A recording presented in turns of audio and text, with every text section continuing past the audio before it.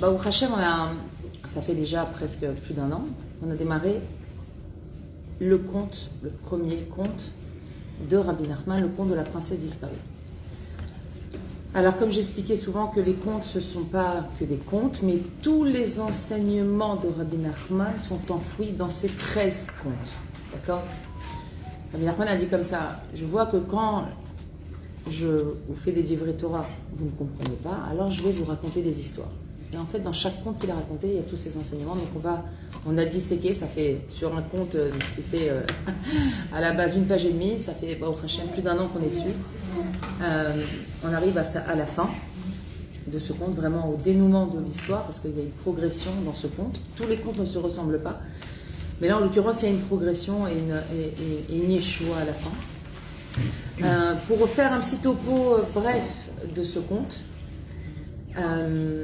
c'est l'histoire de la princesse disparue. La princesse, c'est notre Neshama, la Shrina, la partie divine qui est en nous, notre Emouna. Tout ça, c'est la même chose.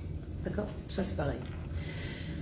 On va l'appeler la Shrina ou la Emouna, elle est partie en galoute. Avec les fautes, on s'est éloigné d'Akadosh Baruch Hu et Hachem, dans sa colère, il a jeté une partie de lui dans ce monde. C'est nous. C'est chacune plutôt d'entre nous.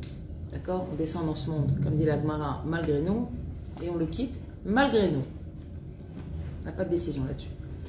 Hachem, il nous jette dans ce monde, il nous dit, allez, va, et fais ton maximum, fais le mieux que tu peux, essaie d'attraper ce que tu peux attraper dans ce monde. Sauf que tout ce monde est un processus de développement spirituel, de connexion avec Dieu, avec nous-mêmes. Et la Torah est là pour nous y aider. Et ce n'est pas l'inverse. La Torah est là, la Torah est un moyen. La Torah préexistait 974 générations avant la création du monde.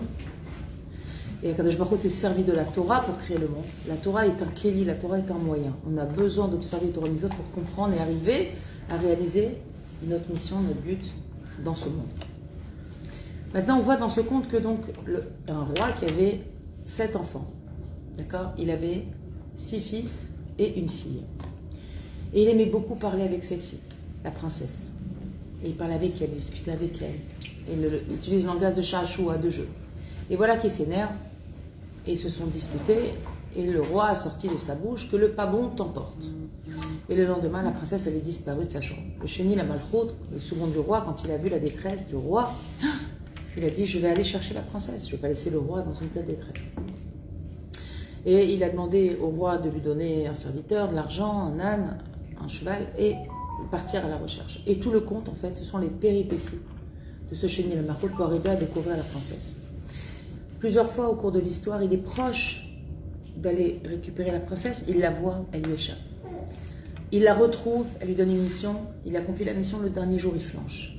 Encore une autre mission, il accomplit, au dernier moment il flanche. Le chéni la malchoute, le second du roi, c'est nous.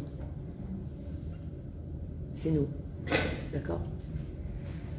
On vient pour dévoiler la grandeur d'Akadosh Baruch Hu dans ce monde. Mais pour ça, il faut qu'on arrive à attraper notre Emouna.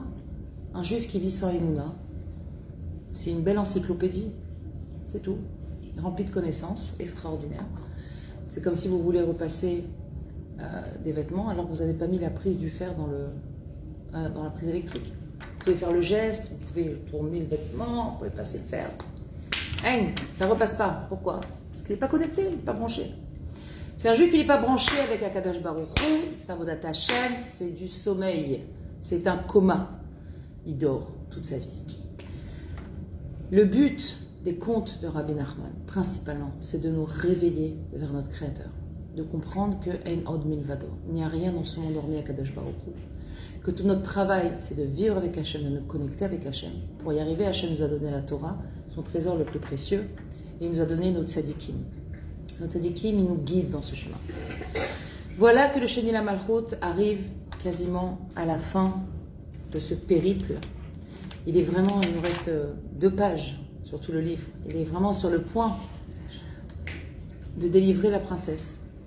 Il faut savoir que cette princesse, après les différents échecs à répétition du second du roi, elle s'est réfugiée dans Har Shel Zahav, une montagne d'or, ou Mifsar Shel Margaliot, et un palais de pierres précieuses. Et quand Rabbi Nachman a décrit cet endroit où réside la princesse actuellement, c'est-à-dire le dernier endroit où elle réside avant d'être délivrée, donc comprenez bien que Rabbi Nachman il donne des enseignements, mais il nous apprend aussi, il délivre des choses sur la fin des temps. Le dernier endroit où elle va être avant d'être délivrée, c'est dans l'or et les pierres précieuses. Et Rabbi explique que c'est quoi ce palais en or, et ce palais de pierres précieuses, cette montagne en or, c'est toute la Tahavat Mammon. Dans ce monde, alors je m'excuse, je répète pour les anciennes, mais c'est pas grave, ça fait une chazara. Il y a 3 grandes Tahavot, 3 grands désirs. Quand on parle de Tahava dans la Torah, c'est toujours quelque chose de négatif. D'accord? D'un côté, il y a la Tahava, de l'autre côté, il y a le Ratzon. Le Ratzon, c'est quelque chose qui nous tire vers la Kedusha. La Tahava, c'est quelque chose qui nous tire vers la Touma. Il y a 3 grandes Tahavot dans ce monde. L'argent, la nourriture et nous, les femmes. Ok. Les femmes, c'est pas le sujet. La nourriture, après cette table, c'est plus le sujet. L'argent, c'est la dernière ta'ava dans laquelle on va être plongé avant la venue de Mashiach. Et si vous êtes un petit peu observatrice, vous allez voir qu'on est en plein dedans. Aujourd'hui, les gens deviennent fous pour l'argent. On tue pour l'argent, on vole pour l'argent. Ses propres parents, on peut tuer pour l'argent. Et quand je dis qu'on est fou pour l'argent, je ne parle pas des goïms ou des gens qui ne sont pas connectés. Malheureusement, ça touche tout le monde. On est tous obsédés, stressés, angoissés par tout ce qui concerne l'argent. C'est pour ça que la princesse est partie se réfugier là-bas. Et c'est de là-bas que la Yeshua, elle va venir. Ça veut dire que c'est le dernier endroit où on va se trouver quand Mashiach il arrive. Le Karov Amen. Et le Sheni la Malchut, quand elle lui a laissé un petit pétec en lui disant c'est là-bas que tu vas aller me trouver, il part. Il part, il lâche tout. Il n'a plus son cheval, il n'a plus son mécharette, il n'a plus rien. Il lâche toute la matérialité pour aller chercher cette princesse. Il dit il faut que je la ramène. Il était bêtissard de l'avoir raté déjà tellement de fois. Et il comprend qu'il doit aller dans un chemin un peu particulier. Donc il a dit s'est dirigé, Rabbi nous dit, s'est dirigé vers Midbariot, vers le désert. On a expliqué, donc ça c'était les cours plus récents, que Midbar, en hébreu ça veut dire le désert, mais c'est aussi Medaber. C'est-à-dire que pour arriver à délivrer cette princesse, il est obligé de passer par la parole. C'est quoi la parole? C'est parler avec Hachem. On ne peut pas arriver à notre mission, à accomplir ce qu'on doit accomplir, si on ne parle pas avec notre Père. C'est tellement simple quand on dit. C'est comme si on dit à un enfant, tu sais, si tu veux bien grandir, il faut que tu parles avec papa et maman. Personne ne dirait ça à un enfant, c'est une évidence. Et pourtant, ce n'est pas une évidence qu'on doive parler avec Avinu chez Bachaman. On doit nous le rappeler tous les jours.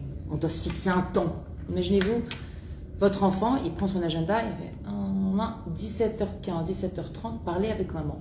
Ça serait inquiétant. Tu dis, oh là là, déjà je ne suis pas le matin, je ne suis pas dans tes priorités. Parler avec Hachem, on ne doit pas normalement bloquer un temps dans notre agenda pour parler avec Akadosh Baruch Hu. On doit parler avec Hachem toute notre journée, toute notre vie. Même quand on dort, on peut parler avec Hachem. Parler avec Akadosh Baruch Hu, c'est vital. C'est lui qui nous a amenés là, c'est lui qui a fait ce que nous sommes, c'est lui qui nous donne ce que nous avons. Le minimum, c'est de parler un peu avec lui. Hachem, c'est pas un casse-pommade où on va, on dit Hachem, s'il te plaît, tu peux m'envoyer de l'argent? Oui, je t'envoie. Tu peux m'envoyer la santé? Oui, je t'envoie. Tu peux m'envoyer, même parler un sac pour moi. Ah, oui, je t'envoie. Et jamais on parle avec lui? Waouh, merci Hachem, super. Tu sais ce que je fais avec tout ce que tu m'as donné, regarde ce que je fais. Mais ça, j'arrive pas bien à le faire. Je voudrais que tu m'aides à accomplir cette mitzvah. Avec Hachem, tout ce qu'il nous donne. Il y a des bébés, il y a des grands bébés et des petits bébés. Désolée. On dirait pas que tu viens d'accoucher, même pour un tout seul.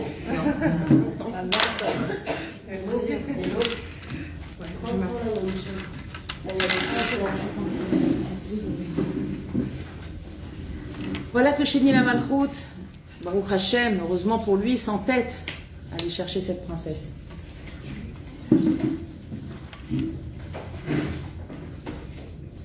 Voilà qu'il s'entête à aller chercher cette princesse. Et quand il arrive dans ce désert, il rencontre un géant. Il rencontre un géant. Ce géant, qui était de taille hors norme, nous dit Rabbi Nachman. Ça ne me dérange pas. Non, pour la vidéo.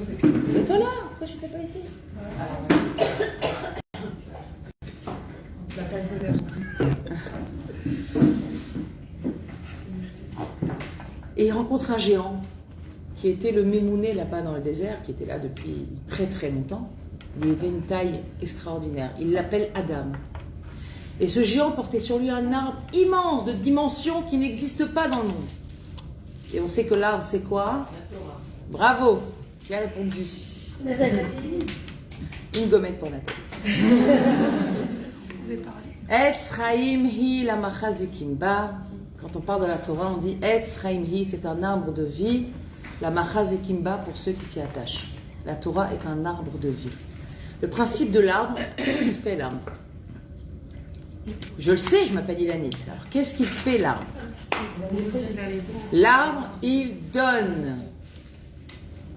L'arbre, il donne. L'arbre, il s'élève. Il démarre en bas, il va vers le haut. Il part d'un petit tronc et il s'ouvre. L'arbre, il donne des branches, ensuite des feuilles, des fruits, la couleur, les odeurs, la beauté. Il donne beaucoup l'arbre. C'est pour ça que la Torah, on la compare à un arbre. Parce que la Torah, elle ne fait que donner. C'est comme une perfusion, la Torah. On branche et hop, ça rentre, ça rentre, ça rentre. La simcha, des connaissances, de la prise de conscience, du développement de soi, du lien, de la gentillesse, du chesed, de la tzedaka. Combien la Torah elle diffuse en nous? Elle nous fait faire des choses fantastiques. Et ce géant-là, alors il rencontre ce Chéni la Malchoute. Il lui dit, mais qu'est-ce que tu fais là? Qu'est-ce que tu cherches? Il dit, tu sais, je cherche une princesse. Elle est cachée dans une montagne d'or et un château de pierres précieuses. Il lui dit, tu sais, ça fait longtemps, très longtemps que je suis là. Je n'ai jamais vu ça, ça n'existe pas. Je ne sais pas ce qu'on t'a dit, mais on t'a raconté des mensonges. Et là commence le combat personnel de Chéni la Malchoute. Parce que ce géant, il est symbolisé par les gens qui nous entourent. Ça peut être des rabbanim qui sont pleins de Torah, mais qui nous disent des choses qui vont à l'encontre du but qu'on s'est fixé, de notre matara, de notre désir profond de nous connecter avec Hachem. Et ça peut passer par des petites choses, genre, mais non, ce que tu fais, c'est pas... Laisse tomber, c'est pas ton niveau. Ça ira, je dois me couvrir la tête, mais je mets les pantalons. Non, laisse tomber. Et tu vas mettre les pantalons. Tu mets des pantalons, si tu vas te couvrir la tête. Bien sûr, couvre-toi la tête. Ce sont deux mitzvot complètement différentes. La mitzvah qui sur roche et porter un pantalon, ce sont deux mitzvot qui n'ont rien à voir l'une avec l'autre. Rien à voir. Personne ne peut nous dire ne fais pas ça ou fais comme ça. Si à l'intérieur de nous, on a cette conviction que dans cette mitzvah, on a envie d'avancer, alors il faut écouter. Parce qu'à l'intérieur de nous, Hachem nous parle. Mais on n'est pas capable d'écouter cette petite voix. On l'ignore. Et on se fie à quoi? Au regard des gens. Et là, Rabbi Nachman nous dit, arrête d'écouter ce que les gens te disent. Va avec tes convictions, avec qui tu es. Le Chéni la Malchoute, c'est très dur. Il passe un moment difficile, il se met à pleurer. Parce que ce géant qui est censé représenter l'ancienneté, le savoir, la connaissance, il lui dit, ça n'existe pas ce que tu cherches. Il me dit, si, je sais. Je l'ai vue, la princesse. Elle m'a dit qu'elle est là-bas. Je sais qu'on m'a pas dit des bêtises. Et le géant lui dit, si, on t'a dit des bêtises. On t'a fait croire des choses. On t'a fait croire que tu étais capable et tu n'es pas capable. Il dit, si, je suis capable. Si, je peux y arriver. Mais non. Regarde, tu étais nul à l'école. Comment tu veux devenir médecin aujourd'hui? Tu étais nul à l'école. Il dit, mais je veux être médecin, moi. Je veux être médecin, je vais y arriver si j'ai envie d'être médecin. Même si j'étais nul à l'école. Moi, j'étais nul à l'école. Bémet, je ne fais rien, ça ne m'intéressait pas. Ça ne va pas empêcher de donner des cours après. Ça ne veut rien dire. On s'enferme dans des croyances qui nous empêchent d'avancer. Et là, Rabbi Nachman, il nous dit, il faut sortir de tout ça, il ne faut pas écouter, même si c'est des géants qu'on a en face de nous. Si ma conviction à moi, c'est d'aller dans ce derrière, je dois y aller, j'y vais. Bien sûr que je ne parle pas d'un derrière destructeur, je parle d'un derrière constructeur et constructif. D'accord? Alors, on a fini la semaine dernière. Je vais relire juste le dernier paragraphe pour se replonger un petit peu dans les paroles de Rabbi Nachman. Il dit, Veda, sache. Shekar i darko shalolam. Comme ça, c'est le chemin du monde. Shemeatim meod ma'aminim be'emet bederer shel hatfila ve'shel emuna. Dans ce monde, il y a très peu de personnes qui croient vraiment au chemin de l'Aïmouna et de la Tfila. Très peu de personnes. De l'Aïmouna et de la Tfila. Il y a très peu de personnes. Parce que si on y croyait vraiment, eh ben on ne s'arrêterait pas de prier. On ne se mettrait plus en colère quand nos enfants ils cassent un verre ou quand il y a une facture d'électricité de 3000 shekels. Ou que... On ne s'énerverait pas. Parce qu'on est vibé mouna. Rien ne nous dérange. Rien. Si on est énervé par des petites choses, ça veut dire que notre émouna, elle n'est pas du tout au niveau où elle doit être. Du tout. Ça veut dire qu'on ne vit pas d'émouna. On croit qu'on croit en Dieu et on croit en l'existence d'Hachem. Mais on ne croit pas en l'implication d'Hachem dans notre vie au quotidien. Alors oui, globalement, c'est sûr, si on se pose la question, tu crois en Dieu? Bien sûr, je crois en Dieu. Tu as créé le monde, Dieu est là, les fêtes, Shabbat, Kippour, top. Quand tu te lèves le matin et que tu veux mettre ton chausson et tu te casses la figure, t'es énervé ou pas? Ah bah ouais, attends. Qui c'est qui t'a mis par terre? Je sais pas pourquoi qui t'a mis par terre. Pourquoi il t'a mis par terre? T'as réparé une faute, dis merci. Lève-toi et dis merci. C'est tout. Les tikkunim, vaut mieux les avoir dans ce monde que dans l'autre. Les réparations, vaut mieux les avoir ici que dans l'autre monde. Merci Hachem. Ça, c'est Viv Be'emouna. En ce moment, j'ai 2 mois de vacances. Il n'y a plus de réparation. Non, mais il y a la punition. Il y a la punition. J'aime pas ce mot-là. Il y a la réparation. Évidemment qu'il y a la réparation. Des choses qu'on n'a pas réparées dans ce monde, on les répare en haut. Mais il n'y a pas la réparation comme on la conçoit ici. Elle est beaucoup plus dure dans le monde futur. Beaucoup plus dure. À chaque fois qu'on se prend un coup, on se fait mal. Tu dois dire Kaparat Avonot, merci Hachem. Tu dois dire Kaparat Avonot. Ça part en Kaparat pour les fautes. Oui. Bien sûr. Toutes nos épreuves, c'est des tikkunim, c'est des réparations. Ce monde entier, c'est Olam HaTikun. Le monde, c'est une réparation. Qu'est-ce qu'on répare? Les filles, qu'est-ce qu'on répare? La faute d'avant, peut-être. Todaraba, la faute d'Adam Arishon. Tout ce monde, et cette destruction, et ces tristesses, et ces joies, et ces bonheurs, etc. Tout est réparation de la faute d'Adam et Chava.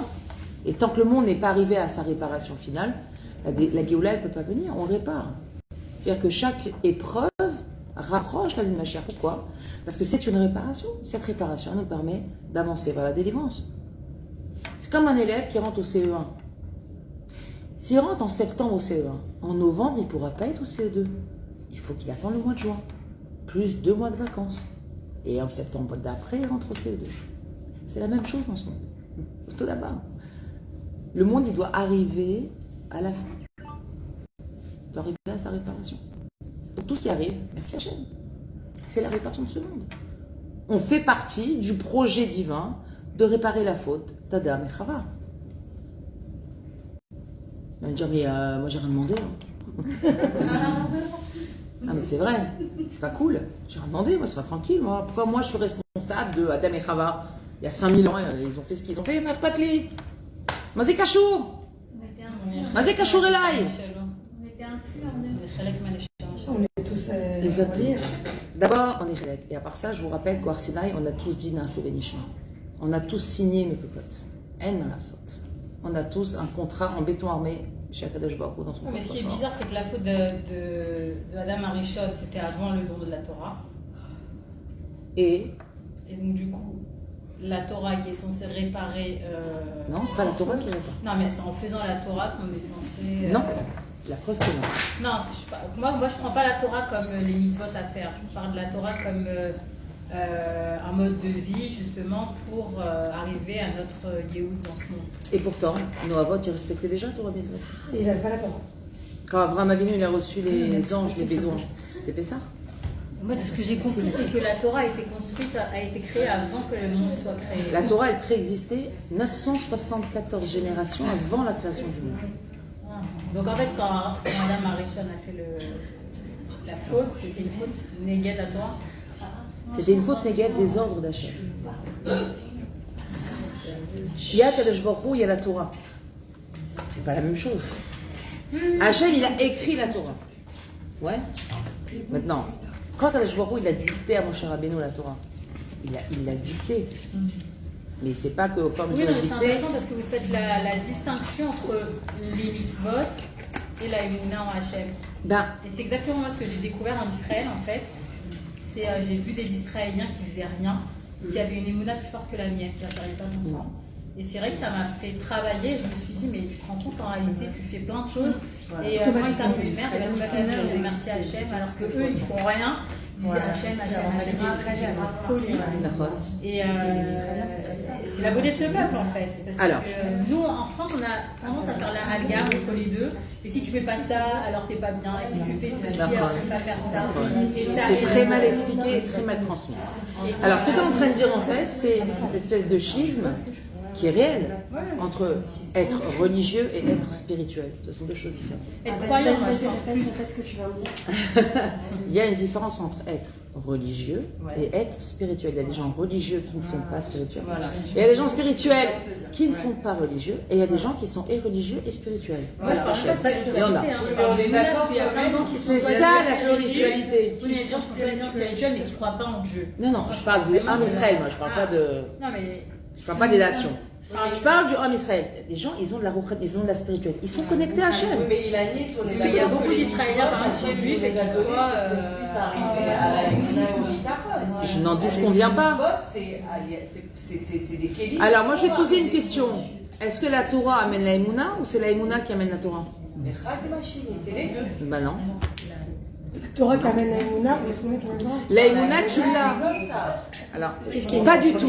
La émouna, C'est comme Voilà, ça ressemble à ça. Alors, je vais te dire. Quand un enfant, il vient au monde, il porte en lui une partie d'Hachem. Donc, la Emouna, il l'a. Mais il n'a pas de Torah. Mais il n'a pas de Torah. Donc, c'est notre Emouna qui nous fait faire. qui nous amène à l'accomplissement des mitzvot. Maintenant, Oui, mais les mitzvot, Quelqu'un elles qui- amènent au bitachon. quelqu'un qui n'a pas réveillé sa Emouna. Voilà. Et même s'il a réveillé sa Emouna, il n'a pas réveillé son bitachon. Ça veut dire que la Emouna, ça reste une notion qu'il n'a jamais fait descendre dans son monde. Il a mis le linge dans la machine à laver, il n'a pas tourné le programme. Alors, le linge est dans la machine, mais le programme, il n'est pas en route. Alors, qu'est-ce que tu fais avec le linge? Il pue toute l'année. Non. C'est ça. En fait, c'est pour ça qu'on a des épreuves. Parce que les épreuves, c'est un peu comme. C'est une épouse. Eh oh, je suis là.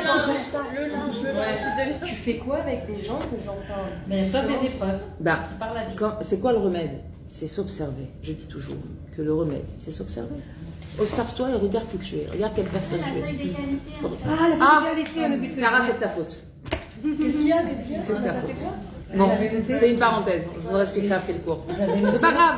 Non, je devais faire ce travail. Je voulais faire un petit exercice avec elle, d'écrire le nombre de qualités qui existent dans le monde. J'avais une feuille. Super. Et de qu'elles piochent ce qu'elles avaient, parce que personne ne se connaît. Donc bon, ça c'est une autre partie du problème. Mais comment on fait pour quand on a Emouna et qu'on n'a pas de bitachon bachem? Comment on fait? C'est quoi la différence? Ah, déjà, bravo. Première question, c'est quoi la différence? Bah, Quelle différence entre la Emouna?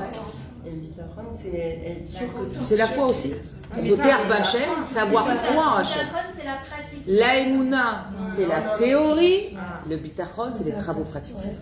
C'est-à-dire, à chaque fois que tu as une épreuve, La Emouna, c'est la théorie. Les travaux pratiques au quotidien. Le veriscas, tu connais ou pas? Bitachon. Que tu te Regarde, aussi t'as un sticker. regarde comment tu réagis face à un événement. Tu apprends qu'une copine elle a mal parlé sur toi. Est-ce que tu vas appeler quelqu'un d'autre? T'as vu ce qu'elle a dit sur moi? Qui elle se prend celle-là? Tu prends un pied et tu la. Manque de bitachon total. Ou bien, t'entends ce qu'elle dit, mais c'est d'air. Si elle m'a dit ça, et je l'ai entendu, c'est qu'Hachem il me parle à travers elle. Qu'est-ce qu'Hachem il a envie de me dire? Ça c'est bitachon. C'est tout. La différence, elle se situe là. Maintenant, il faut savoir que, maintenant, je vous rassure, hein, bitachon c'est le travail de toute une vie. Toute la vie encore, je ne sais pas si on arrivait, quand on arrive à la fin de notre vie, si on arrivait à travailler le bitachon. Parce que c'est infini le bitachon.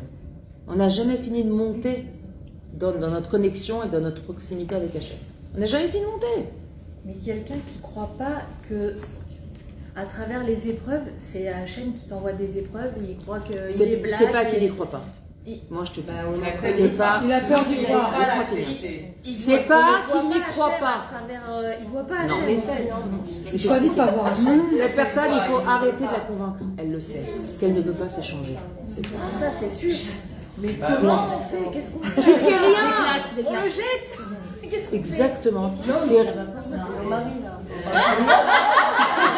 Jeter, je parle pas de jeter la personne. Quand je dis la jeter, Deux divorces grâce à la rabbin. quand je te dis cette personne, tu la jettes, tu la laisses. Ah oui, Tu lui dis, mais si tu veux avancer. eh ben avance et sois une dougma. Et quand il verra que t'es bien, il aura envie de te ressembler. C'est tout. Tu fais rien. Tu vas surtout pas le convaincre qu'il est convaincu. C'est juste qu'il n'a pas envie de changer. C'est tout. Il n'a pas envie de changer. Donc, il se réfugie derrière le fait de non, je ne crois pas à ça. C'est comme les gens qui te disent moi, je ne crois pas en Dieu. Il choisit de pas Mais croire. si déjà tu dis je ne crois pas en Dieu, c'est que tu as posé la question à l'intérieur de toi si Dieu existe ou pas. Ça veut dire que tu y crois, mais tu refuses d'y adhérer parce que ça t'arrange, parce que tu ne veux pas changer, tu ne veux pas te remettre en question, tu ne veux pas admettre que tu as eu tort pendant 30 ans. Et c'est, eh ben, tu sais quoi, c'est tout le problème. Oh, ton mari il est comme ça, eh ben, t'as raison, chérie. Je veux dire, t'as raison, tu sais quoi, c'est ta vie, je comprends très bien. Moi, je suis pas concernée. J'ai beaucoup de peine pour toi, mais si tu en es là, je respecte complètement. T'as raison, ne fais pas. Ne prends pas les épreuves d'achat. C'est pas pour toi. Repousse-le, tu vas voir que ça va le J'ai percuter. une amie, Bien sûr que je suis capable. alors j'ai une question. J'ai une amie, on est deux copines, on a essayé de la convaincre de faire le mikvé, ok? Elle est ok, elle a fait, ça fait 2 fois, elle se sent bien à chaque fois qu'elle fait le mikvé. Maintenant son mari lui tape un scandale parce qu'elle s'est mise d'un coup à faire la nida. Alors là, qu'est-ce qu'elle doit faire? Elle lui dit pas.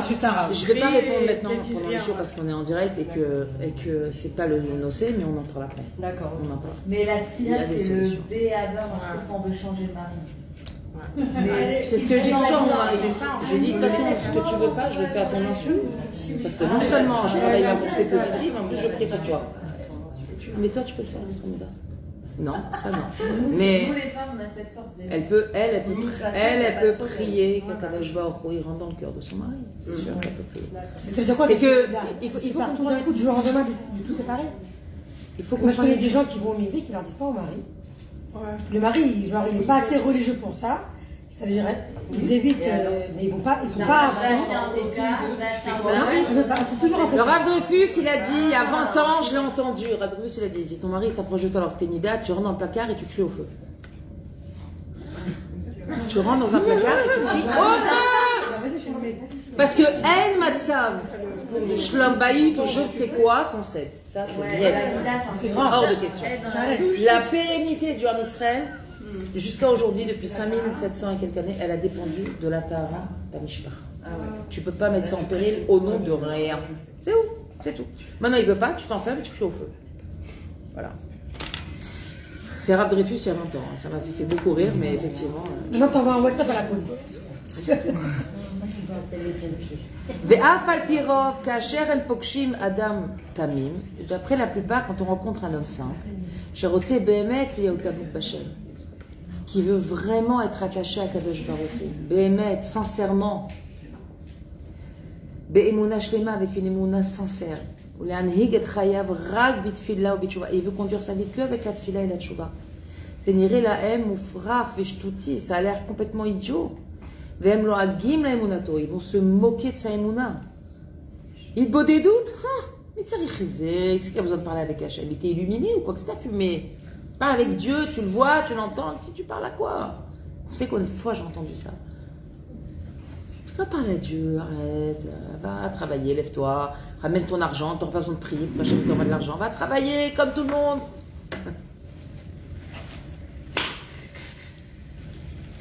C'est Shayach la Tzadikim. Tu t'es pris pour Baba Salé. Tu crois que toi tu vas prier, tu vas recevoir, tu t'es pris pour Baba Salé. On peut tous être des Baba Salé. C'est ça le chidouche. Atarak, Tilmat Torah, Veta Sekta, Tishtadlut. Toi, va. Des fois, les rabbins me disent assieds-toi, étudie un peu, fais un peu Ishtadlut et arrête de te la ramener. C'est pas comme si, puis comme ça, il t'avait reçu le roi Hakodesh et qu'il était devenu quelqu'un de grand et tu m'avais parlé avec Hachem toute la journée comme Yitzhak Avinu, Avram Avinu. Faut pas les écouter. Faut pas les écouter. Il est là juste pour nous empêcher. On sait qu'une ménia, ça vient justement nous pousser à faire le contraire. Traduit Ménia. Empêchement.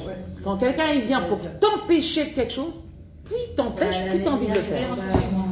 Ouais, tu vois. Ouais. Qu'est-ce qu'il te dit, le voisin, le rave, ton père, ton frère, ton mari? C'est pas pour toi. Arrête avec cette Torah. Arrête, c'est pas pour toi. Et alors, on va à la plage.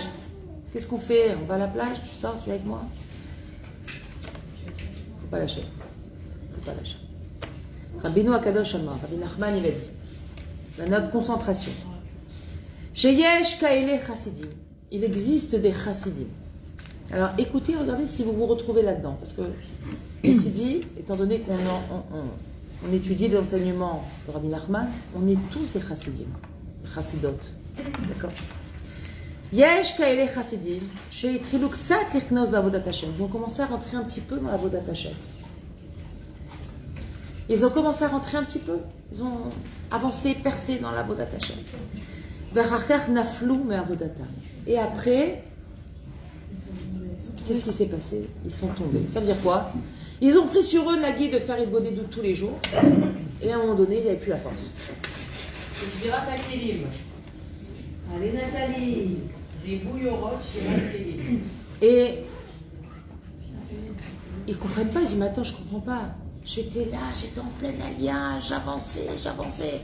Là, je n'ai plus la force, je n'ai plus envie. Ils sont en pleine néfila.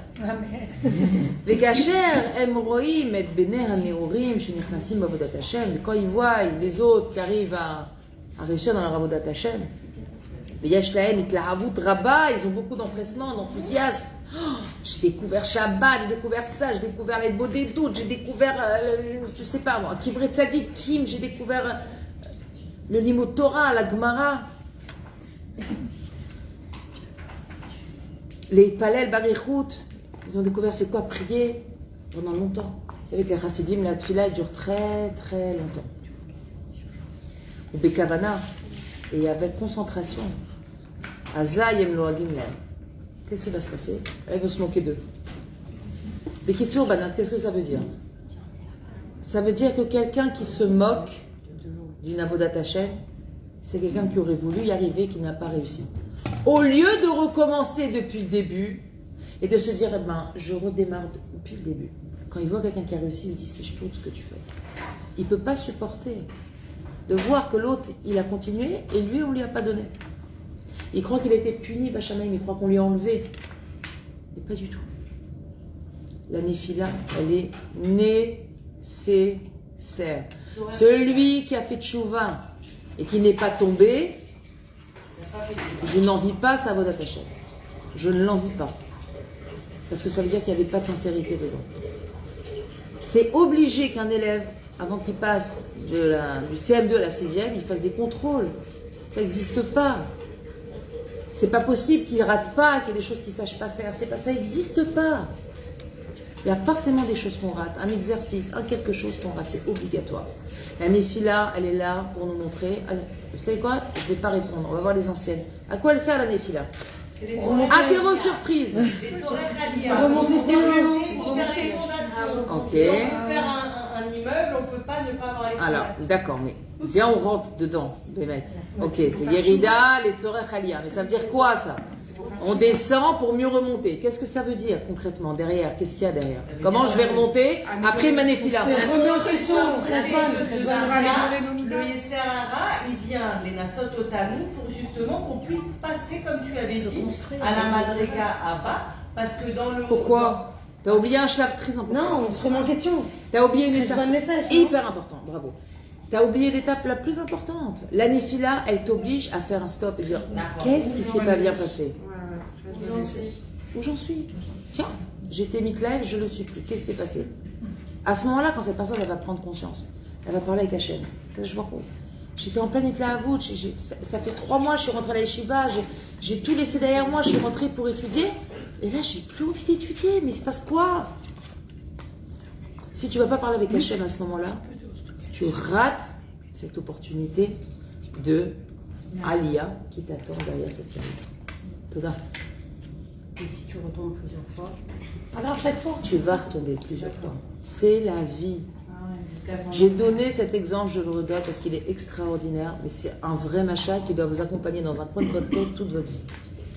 Quand un homme il est vivant, sur l'électrocardiogramme, ça monte, ça descend, ça monte, ça descend, ça monte, ça descend, ça monte, ça descend. Quand quelqu'un il est comme ça, il est mort. Ok? Ben, c'est pareil dans la voie d'attachement. Ça monte, ça descend. Ça veut dire qu'il est vivant. Une personne qui ne tombe pas, c'est une personne qui n'est pas vivante. C'est une personne qui est morte à l'intérieur. C'est-à-dire que tout ce qu'elle fait, elle n'est pas branchée. C'est un fer à repasser qui n'est pas branché, c'est un frigo qui n'est pas branché. Il y a plein de nourriture dedans, mais il n'est pas branché, ça pourrit. C'est au Todava. D'accord? Monter et descendre, c'est la vie. Avoir envie, ne pas avoir envie. Aimer, ne pas aimer. Kiffer Shabbat, détester Shabbat.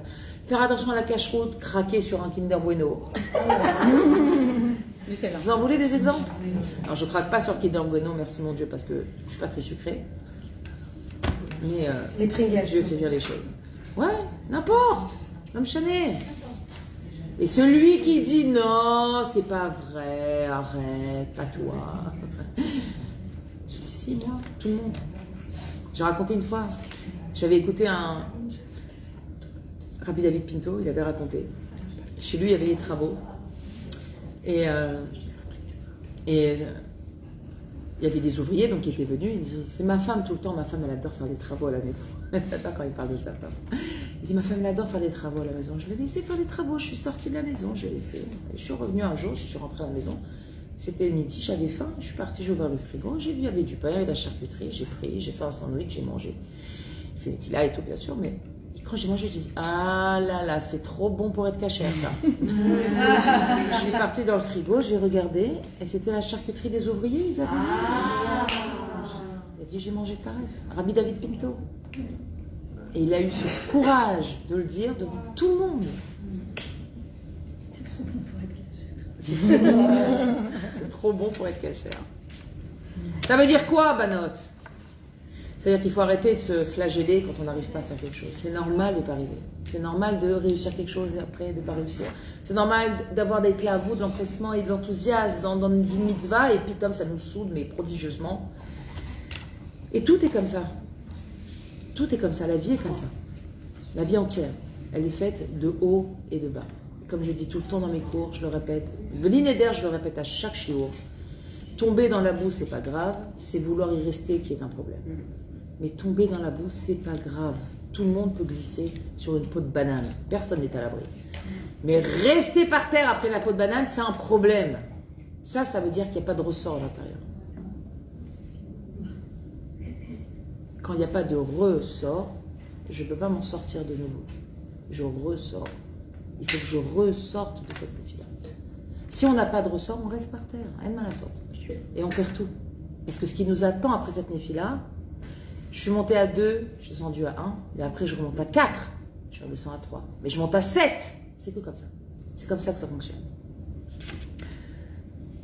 Et c'est pour ça qu'il y en a qui vont nous charrier ou nous taquiner gentiment sur ce qu'on fait. Ah, tu te couvres la tête, ah, ta tzadika, kalakavada. Ah ben, Exactement. Il ne faut pas écouter. Il faut pas écouter. Il faut être concentré sur soi-même et avancer vers l'objectif qu'on s'est fixé. Point final. Si David Améler, il avait fait un cheshbon logique quand il était face à Goliath, jamais il aurait pu battre Goliath. Techniquement et statistiquement, c'était impossible. Ok? David Améler était tout petit, c'était un géant, il avait 3 œils, bref, c'était une espèce de monstre. Okay? Et ce qui est phénoménal, c'est que David Améler descend de bravo, de Ruth à Moabia, et que Goliath est le petit-fils de la belle-fille. Orpa. Quand elles se sont séparées de Naomi, Ruth et Orpa, Ruth a voulu rester avec Naomi, Orpa, elle est repartie. C'était une princesse. Elle a versé 3 larmes. Elle est partie. Eh ben, elle a donné naissance. Son descendant, c'est Goliath, c'est ton petit-fils. Et le petit-fils de Ruth, c'est David Améler. Et bien, sauf qu'ils se sont affrontés. Ça veut dire qu'ils étaient cousins loin. Exactement, ils étaient beaux cousins. Comment c'est Qu'il possible soit pris la tête. Ok. qu'il ait réussi à battre Goliath? Non, qu'il soit battu contre David. Mais parce que Goliath, ça Ruth, symbolisait elle le a mal fait et David ça. symbolisait le bien. Des conversions. Encore une fois, Oui, mais elle, la femme en elle-même, or pas. elle était censée s'être convertie, elle est repartie vers son peuple. Elle est repartie vers son peuple, Non, d'accord. vers les païens. Orpa, elle était chez les. Elle est retournée Et chez il a marqué que quand elle est retournée, Quand elle était Non. avec Naomi, elle a c'est pas- marqué, Quand son mari il est mort, la religion. non, Naomi, elle a c'est marqué que quand elle est repartie, elle a fait toutes les avérotes de la terre. Ah, après. Toutes les avérotes de la terre. Ah, d'accord. Fais un pas en avant, 10 pas en arrière. Ben, on continue. Hacheni la malchout d'Avak Be'emuna. On voit que Hacheni la malchout, là, arrivé au moment de l'histoire, il s'est collé à la Emouna. Tu me diras ce que tu veux, je bouge pas de ce que je crois. Tu peux me dire ce que tu veux, je sais que j'ai raison. C'est déstabilisant pour la personne en face. Tu me diras ce que tu veux, je sais que j'ai raison. Alors là, on dit, bon, ça n'a pas la peine, ça n'a pas la peine, je lui parle. Elle est blindée, elle sait où elle va. Veu boché meod, il va pleurer le Sheni la Malchut. Il va pleurer parce qu'il n'y arrive pas. Ça vous arrivait de pleurer pour votre avodat Hashem? Ça vous arrivait de pleurer parce que vous aviez des mauvaises midotes? Ça vous est arrivé de pleurer parce que vous n'arrivez pas à ressentir la tfila quand vous priez? Vous avez l'impression d'être un golem devant un livre? Si ça vous est jamais arrivé, il faut que ça vous arrive. Je plaisante pas. Il faut que ça vous arrive. Il faut que vous goûtiez un jour ce que c'est de pleurer devant Hachem comme un enfant pour quelque chose qu'on n'arrive pas et qu'on voudrait plus que tout. Ces larmes-là, elles sont très précieuses pour Hachem. Et pour nous, c'est extraordinaire. C'est vraiment salvateur, vraiment. Priez, à un moment donné, on voit qu'on n'arrive plus, on est bloqué. Je m'assois par terre comme un enfant qui fait des caprices et je pleure devant Hachem. Tu dois me donner, tu dois m'aider, tu dois me sortir de là, tu dois m'apporter. Un jour, on raconte que Rabbi Nathan, il voulait voir, Rabbi Nathan, c'était l'élève de Rabbi Nachman. Il voulait voir son maître, comment il était dans sa Saïd des doutes. Et il n'avait jamais réussi vraiment à voir.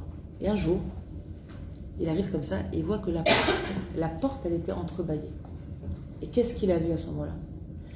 Il a vu Rabbi Nachman qui était allongé par terre à plat ventre, les bras ouverts comme ça, en train de pousser des gémissements d'un enfant devant un Kadosh Baruch Hu, en train de pleurer pour sa avodat Hashem. Je me dis, c'est Rabbi Nachman. Gadol en larmes comme il était. Il était capable de s'allonger par terre à plat ventre et de pleurer Hashem comme un enfant.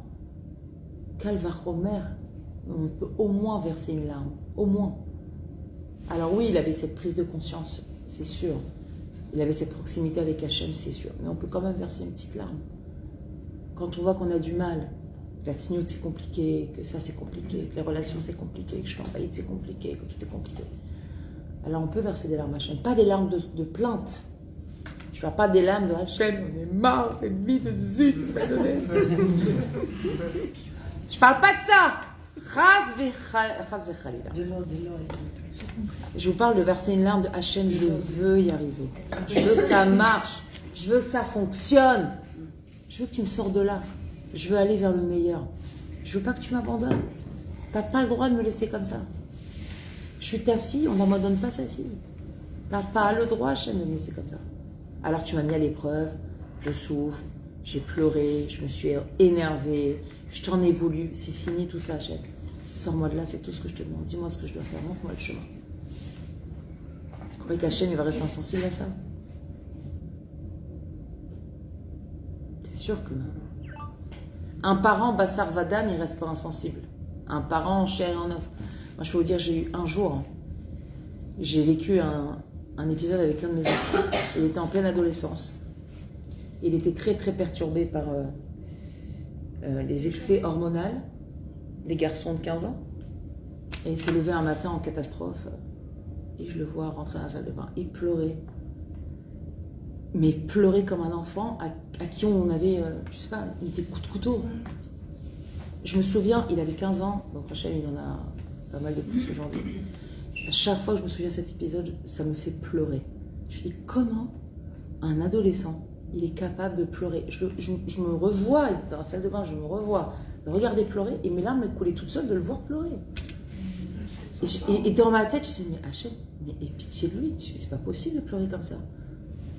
Pourquoi Hachem, tu te fais ça? Pourquoi? Il pleurait comme un enfant. Pourquoi? Je veux de la Tahara, je veux... Il savait plus quoi faire. Il a pris sur lui un éder de plus rentrer dans les canyons.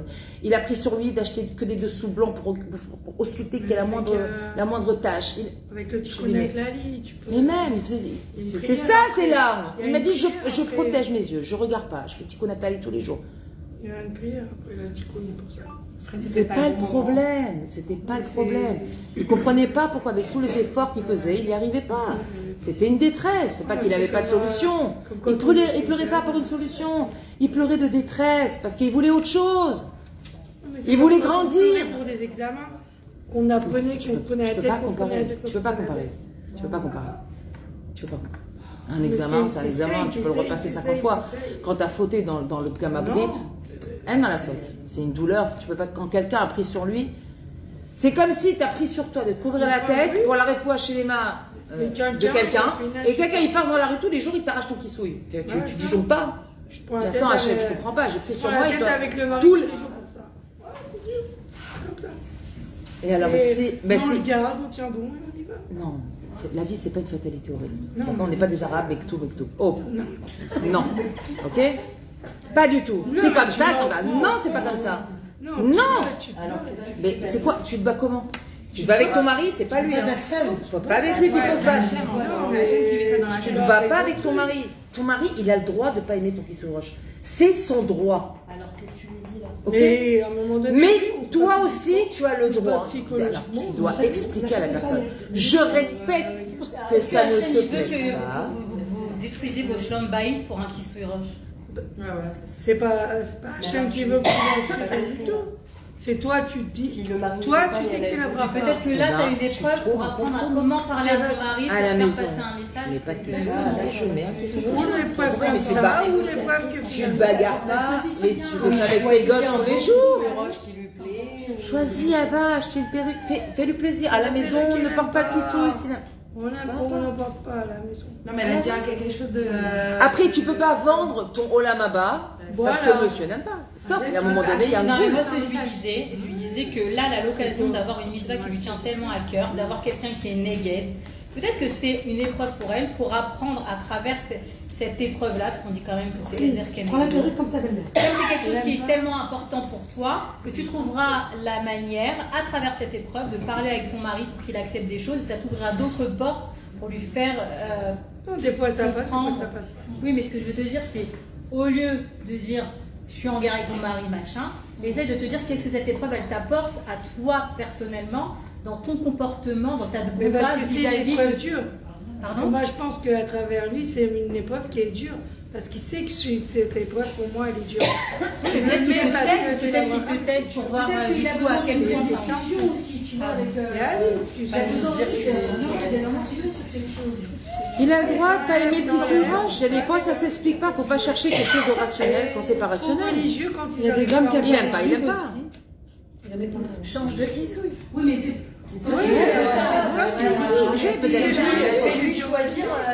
C'est dur, Allez avec lui, regarde, c'est ce que ça fait. C'est quand même. Même la timide, des fois. C'est trop. C'est pas grave, ça arrive. Hachéni la Malchoute, il pleure parce qu'il veut arriver à délivrer cette princesse, c'est sa matara. Il sait qu'il est proche, il sait qu'il va y arriver, et c'est dur. Et il pleure, et on l'empêche, et il pleure. Il dit, les mishma d'ivrei kfira. Et il pleure aussi parce qu'il entend des d'ivrei kfira, il entend des gens qui disent ça n'existe pas. Il dit, mais comment tu peux dire une chose pareille? Je me souviens un jour dans un cours, j'ai une femme, on avait une discussion, je lui ai raconté que je disais que c'était important quand on va voir un thérapeute d'aller voir quelqu'un qui a la hirat shamayim. Parce que pour régler un problème du nefesh, il faut quelqu'un qui comprenne le minimum c'est quoi le nefesh. Donc pour une bête Israël, ou un bête Israël, aller voir un thérapeute non juif, déjà c'est un gros problème. Comment il va soigner tes problèmes de la neshama, il ne sait même pas ce que c'est. Bon. Après, c'est déjà, tu choisis un juif, il est mator. Mais si tu ne vas pas vers un juif, quelqu'un qui connaît c'est quoi le fonctionnement du neshama. C'est comme si tu achètes une machine à laver et tu téléphones à ton pharmacien pour lui demander comment elle fonctionne. il ne sait pas. Il est pharmacien, lui, il n'est pas technicien. Ok? Si tu vas voir une personne pour soigner un problème dans un domaine précis, il faut aller voir un spécialiste de ce domaine-là. Et sa femme me dit, moi j'ai été voir un non-juif, il m'a beaucoup aidé. Alors je lui dis, il t'a aidé, je ne sais pas, bah, sauf, je ne sais pas le résultat. Est-ce que tu te sens mieux? Il me dit, oui, je me sens mieux, je me suis séparée de mon mari, je vais bien. Alors, je lui dis, mais peut-être que c'était pas ça le but. Il me dit, mais moi je me sens mieux. Je lui dis, mais c'est normal, tu te sens mieux. Parce que étant donné que le Yetzara, il est arrivé à Samatara, maintenant il te laisse tranquille, donc tu vas très bien. Puisque le Yetzara, ce qu'il voulait, c'est que tu te sépares de ton mari. Maintenant que tu es arrivé à te séparer, ben, il te laisse tranquille, donc tu n'as plus aucun problème. Tu vas très très bien. Mais c'est la preuve que tu as fait complètement ce qu'il ne fallait pas. Et tu as été voir un... Il m'a beaucoup aidé. Je lui ai dit, écoute, va voir quelqu'un qui croit en Dieu.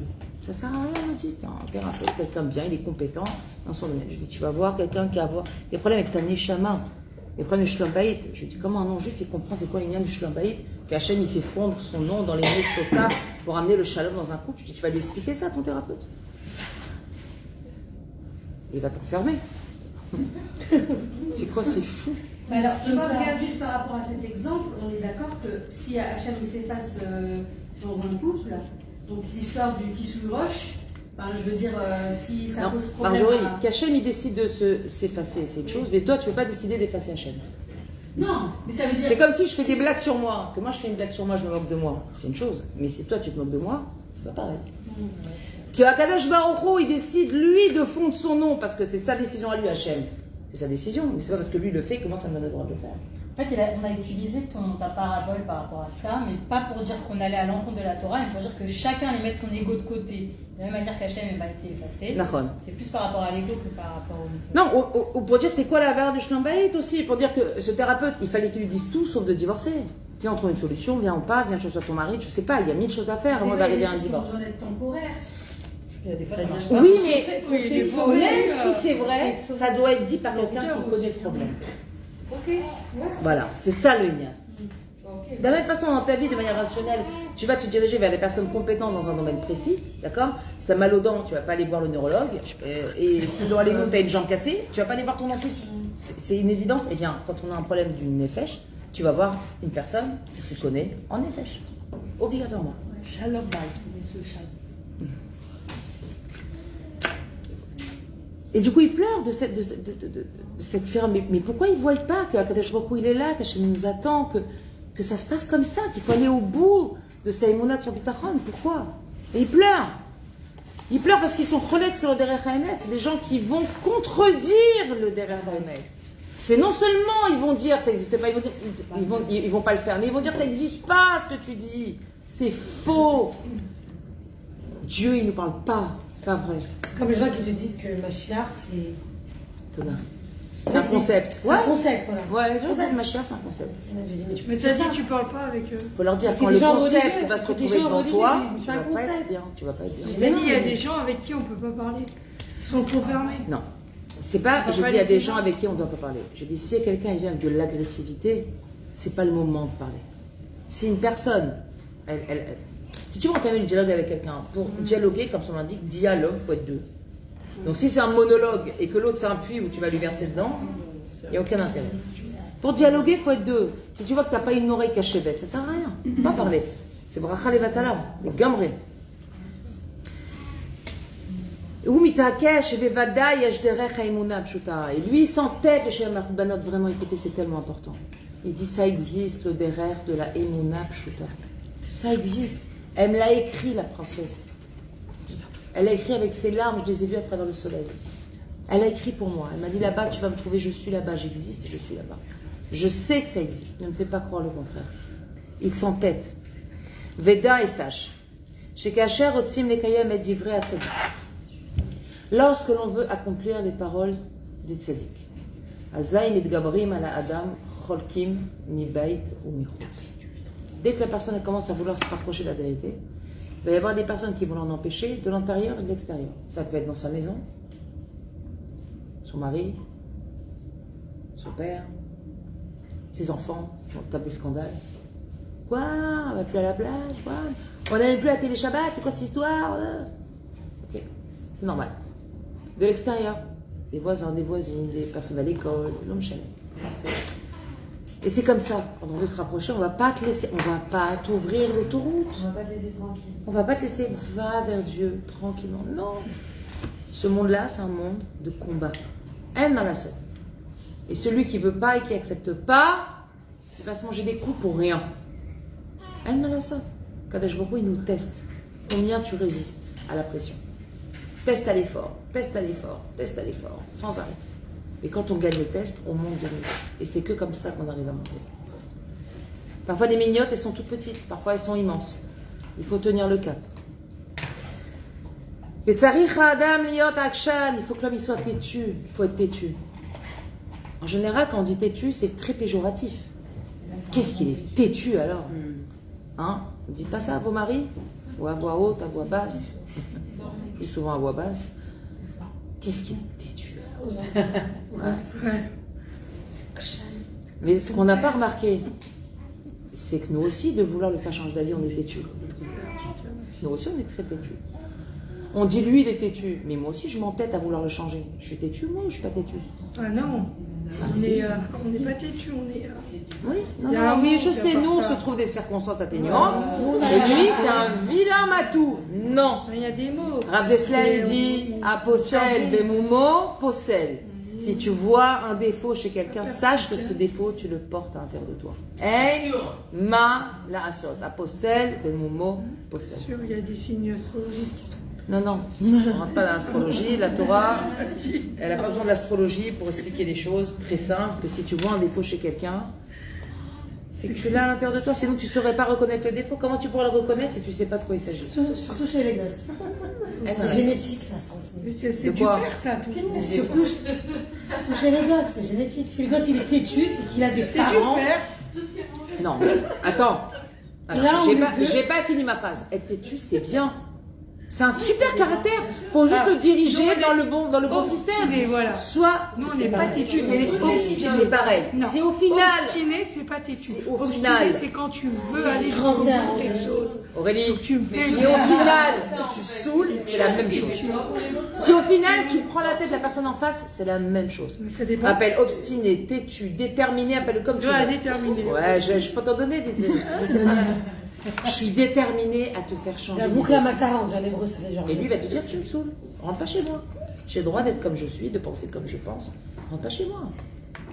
Maintenant, si tu veux qu'il change, donne-lui envie de changer. C'est tout. Faut pas être têtu. Faut pas être têtu avec lui. Faut être têtu avec nous. Quand un enfant il est têtu, c'est super. La Gemara elle dit Akshan Matzliar. La personne têtue elle réussit toujours. Akshan Matzliar. Mais prends ta têtuterie et tu l'utilises dans la Vodat Hashem. Tu vas être top. Tu vas être génial. Ouais, comme ça on dit non. Non, caractère. Non, non, ton entêtement. C'est pareil, ta têtuterie, parce qu'on entend têtu. Akshanut. Et on entend te tue, parce que si t'es têtu, c'est que tu te tues. Et comme, c'est la paracha Choukat, Bama, je t'ai parlé la semaine dernière. Adam qui a mout Bawel. Adam, il doit être prêt à se tuer pour la Torah. C'est quoi se tuer? Mais non. C'est quoi se tuer? C'est tuer son Yitzhara. Je vais pas m'écouter. J'ai envie de me lever, fumer une cigarette. Je sors pas. Je reste devant ma Gemara. J'ai pris sur moi de faire mes télim. Je réponds au téléphone. Non, je réponds pas. Je suis en train de faire mes télim. Ça, c'est Adam qui a mout Bawel. C'est Bidiouk la paracha de cette semaine qu'on vient de lire. Savoir se tuer. Pourquoi Hachem m'a demandé de me tuer? Ce que j'ai fait. Pourquoi il veut ma mort? Hachem, il veut que tu travailles, que tu brises tes penchants. T'es pas un animal, tu peux te retenir d'aller boire pendant que tu lis 5 télim. Tu peux te retenir de prendre ton téléphone quand t'es en train de faire ta tefila. T'es pas obligé de prier, de faire comme ça. Tu vas loucher à la fin. T'es pas obligé. Tu peux poser le téléphone, tu peux l'éteindre. Maintenant, c'est toi et moi. Ça, c'est Adam qui a mout Bawel. C'est ça.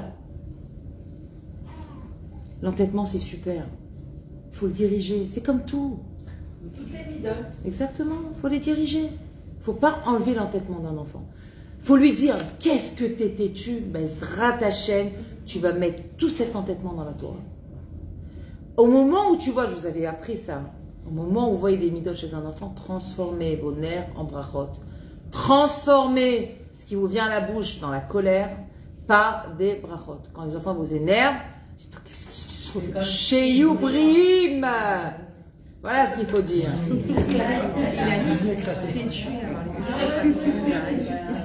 Non, avoir l'esprit de contradiction, c'est chercher la vérité. Au moins. Il cherche la vérité. Il prend pas pour argent comptant ce que tu lui dis. Il vient et il refute ce que tu dis. Voilà, c'est tout le temps. Il refute. Pourquoi? Parce qu'il veut voir c'est quoi la vérité. C'est ce que tu me dis ou c'est vraiment la vérité? Comment je peux, ouais, mais comment je peux lui dire, enfin, comment je peux... Très bien, très bonne question. Un enfant, il te dit ouais, il te trouve un copain. Tu sais quoi? Alors tu dis regarde, chérie, tu as raison. Je te donne le numéro du rap, appelle le rap. C'est un garçon? Appelle le rap. Tu vas te sortir de toutes tes maths avec ça. Appelle le rap, il va t'expliquer. C'est plus qu'un adolescent. Non, mais c'est des exemples. Non, mais c'est des... N'importe quel âge, à 6 ans. À 6 ans, un enfant. Même un ado. À n'importe quel âge. Ils s'en fichent, les ados. Non. Là, en l'occurrence, ils savent c'est quoi appeler un rave. Maintenant, chaque cas de figure est différent. Mais c'est 6 ans. Oui, il a 6 ans. Ah, mais c'est tout bête, hein. Par exemple, je dis regarde-moi, il me dit, il est comme ça, il regarde là. Et il me dit, mais je te regarde. Je dis, mais tu regardes le mur. Il dit, non, je te regarde. Et il se trouve qu'il me regarde vraiment. Mais je lui dis, mais regarde-moi quand je te parle. Genre, je dis, mais je te regarde, tu vois. Il me cherche. C'est un manque de concentration. Je vois à travers le mur. Non, mais ça, c'est autre chose. Ça, c'est pas l'esprit de contradiction. C'est de la désobéissance. Non, c'est pas pire, c'est autre chose. Il veut même pas. La désobéissance. Alors c'est quoi la désobéissance? Ils nous testent les limites de pourquoi ils viennent Si changer. nos enfants nous désobéissent, c'est qu'on désobéit à Hachem. Même en punition. C'est qu'on désobéit à Hachem. Bien sûr. Nos enfants, c'est notre reflet dans notre travail Hachem. Sinon, on change, nos enfants ils changent, c'est comme ça que ça marche. Manotte, je voudrais avancer.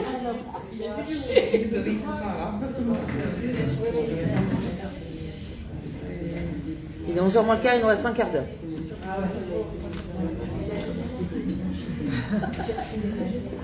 צריך האדם להיות עקשן גדול, l'homme il doit être très têtu. ולהאמין בדברי הצדיק ללא סייג. Il doit être מאמין dans les paroles du tzaddik sans mettre aucune barrière. שפירושו שאם הצדיק אמר שאפשר לבוא למדרגה זו או זו ולעשות בעבודת השם כך וכך, בוודאי כל דבריו אמת ויציב ונכון ללא שום ספק כלל. D'accord? Il a dit, on prend les paroles du tzaddik, ce qu'il nous a dit de faire. Si le tzaddik t'a dit, tu dois aller faire 1 heure d'ibodédou tous les jours, commence pas à négocier. Si le tzaddik il a dit 1 heure, c'est que 1, t'es capable, et 2, c'est bon pour toi. Va avec ce qu'il t'a dit. Ne cherche ni à négocier, ni à transformer, ni à dire c'est pas possible. Oh, madame, c'est pas possible. Je me rappelle quand j'étais prof. Allez les filles. Demain, vous mettez une jupe 5 cm entre genoux. Ah non, madame, c'est... Oh, madame, c'est impossible. J'arrive pas à marcher quand c'est trop... Je dis, bah oui, c'est éviter de rentrer dans un sac taille 34 alors que tu fais un taille 38, c'est sûr que tu arriveras à marcher. Prends une jupe, une taille au-dessus, tu vas très très bien marcher. Madame, c'est pas possible. Je me souviens, c'était en seconde, c'était des spécimens. Madame, c'est pas... T'as raison, c'est pas possible. Je disais, non, c'est pas que c'est pas possible. C'est que tu ne veux pas. C'est ton droit. Bah oui, elle veut pas. Mais alors, les C'est gens son qui droit. veulent pas, vous leur Il faut dites, dire la vérité. Ouais, Bah, mais il y il a veut des gens pas. qui disent, moi je veux pas, ça m'intéresse pas. Eh ben, Le t'as Shabbat, raison. ça m'apporte rien, la cache ça m'apporte rien. Alors, tu as 2 options. Ou c'est des gens qui ont déjà été religieux, ils ont déjà fait et ils sont descendus. Là, c'est très compliqué.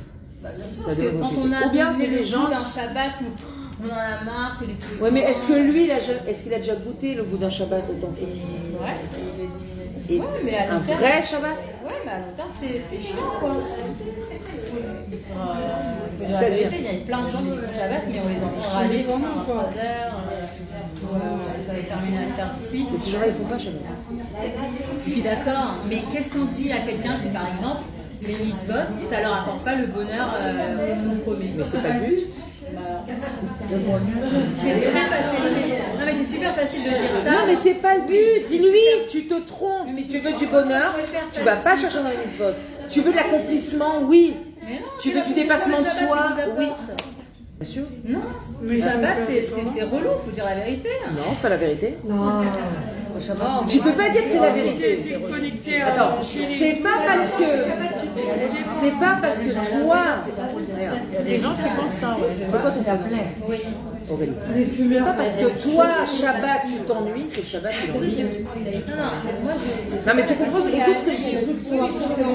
C'est pas parce que pour toi, le Shabbat, c'est chiant que le Shabbat est Je parle pas que du Shabbat, je parle de tout. Par exemple, il y a des gens qui vont dire, moi, c'est très sympa ce que tu me dis, mais moi, ça me dérange. Moi, je veux pas m'habiller comme ça n'apporte rien. Et j'ai pas envie. Parce que comme il y a des gens. Moi, je vais te dire, Aurélie, moi, je peux pas répondre pour tout le monde et puis c'est une discussion qui serait très longue. Mais je vais te dire une chose. Moi, j'ai un principe dans ma vie. Non, mais tu as raison, et c'est facile dans ce sens les comme dans l'autre. ils sont très heureux dans leur vie. Donc, il faut enlever cette. Je suis pas sûre. Ils sont peut-être libres de faire ce qu'ils veulent, mais ils pensent que c'est une liberté. Parce que les mêmes personnes qui pensent être libres, dès qu'il y a un vêtement à la mode qui sort ou un nouveau téléphone qui sort, ils sont obligés d'aller l'acheter. Si tu appelles ça de la liberté, moi pour moi c'est pas de la liberté. Mais l'homme chalet, moi je vais te dire ce que j'en pense. J'ai toujours dit aux gens, j'aurais dit, tu sais, tu as le droit de critiquer un système, il n'y a aucun problème. Mais pour pouvoir critiquer un système, il faut d'abord en comprendre. Tu ne peux pas critiquer l'Espagne si tu n'as jamais voyagé en Espagne. Tu es d'accord? Dans le système. Non, tu n'es pas. Alors, regarde. Si tu es arrivé à ça, c'est que tu n'es pas encore entré dans le système. Non, j'ai juste décidé de dire je ne fais pas des mélachot Shabbat, Aurélie, ça ne veut pas dire je respecte Shabbat. Tu ne le respectes pas, Shabbat. Tu le critiques, tu ne le respectes pas. Non, je ne critique pas. Moi, je trouve que c'est très sympa le Shabbat. J'ai juste donné l'exemple du Shabbat. Non, mais il n'y a pas que. Je dis toi comme je dis la personne qui parle derrière toi. C'est très sympa de dire les mitzvot et les machins et tout ça. Et si finalement quelqu'un qui. Ok, il n'est pas bien rentré, ce que tu veux, d'accord? Mais il est rentré, c'est pas pour lui, il veut pas. Ça lui apporte plus de malheur dans sa vie que de bonheur. Alors vous allez dire que le bonheur, c'est pas l'accomplissement, mais on peut aller chercher ça très très loin. Et il y a des gens, ils arrivent à un moment donné dans leur vie où la Torah leur apporte, c'est pas la réponse à toutes leurs questions. Ils sont en colère contre Dieu. Je vais te poser une question. Il est en colère contre Dieu. Est-ce que tu penses que tous les Chayalim, ils ont aimé notre service militaire? Non. Et pourtant, ils le font ou pas? Ils sont obligés. Alors, qu'est-ce qu'on fait dans une situation où on est obligé d'être et on n'y trouve pas notre compte? Qu'est-ce que tu fais, toi? Soit les deux les compte, soit je me casse. Mais tu peux pas. Si, moi je suis quand même cassée, même si c'est un truc. Oui, c'est vrai, mais tu sais bien, dans l'absolu, tu peux pas. Ces gens-là, ils vont pas foutre leur vie en l'air, aller en tôle. C'est pas ce qu'ils veulent. Si j'étais rentrée à l'armée, je serais soit en prison, soit au placé. Oui, mais même si tu arrives en prison, c'est pas l'aboutissement. Non, mais ce que je veux te dire, c'est qu'à un moment donné, tu serais raisonnable en disant, mais mince, qu'est-ce que je fais là? Attends, concrètement, je vais t'expliquer. Il y a des gens, tu sais, tout va bien dans leur vie, et le petit Shabbat ou le petit machin, c'est une épreuve de plus. Il y a des gens où l'épreuve de leur vie, c'est leur vie, tu vois. Et à un moment donné, ils se disent, ça en vaut pas la peine, quoi. Tout ça, toutes ces épreuves. Au club, j'ai envie de te dire. Tu crois qu'on les choisit, nos Tu crois que nos épreuves, on les choisit? Il pourra pas y d'accord, mais à un moment donné, tu dis, c'est bon, qu'est-ce que tu fais mal pour avoir ce genre d'épreuve? Alors c'est colère contre tu fais t'as rien fait. Est-ce que si un enfant il vient te voir et lui dit mais qu'est-ce que je vous ai fait pour que vous me fassiez des contrôles à chaque fois? Non, ça ne donnerait pas l'idée. L'épreuve d'Hachem, c'est un contrôle. Je te teste, je t'ai amené dans ce monde, tu as un travail à faire. Ma chérie, si tu ne fais pas ton boulot, on va te mettre dehors.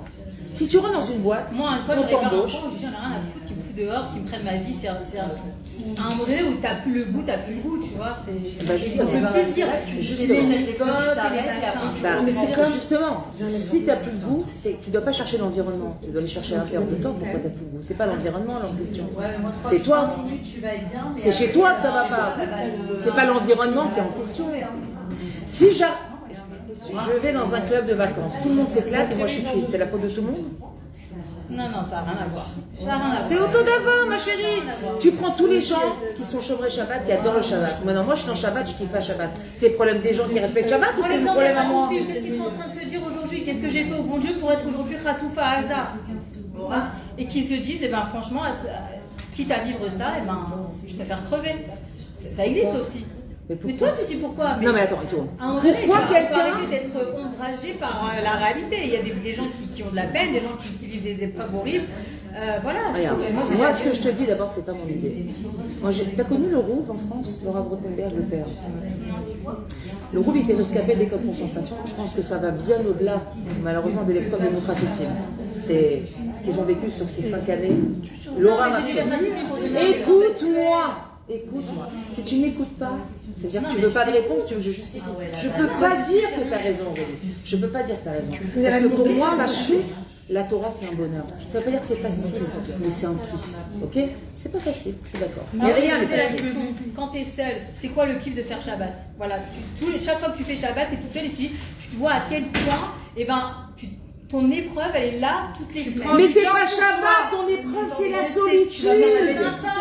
Tu prends du temps. L'épreuve, Tu c'est prends pas. un bouquin, tu lis, tu lis. On arrête de dire n'importe quoi là, parce que c'est quand même. C'est pas le Shabbat, l'épreuve, c'est la solitude. Tu te trompes de. Non! Tu te trompes de Et bien, moi, j'ai cible. décidé. Travaille ta solitude, travaille pas ton La Shabbat. solitude, elle va très bien.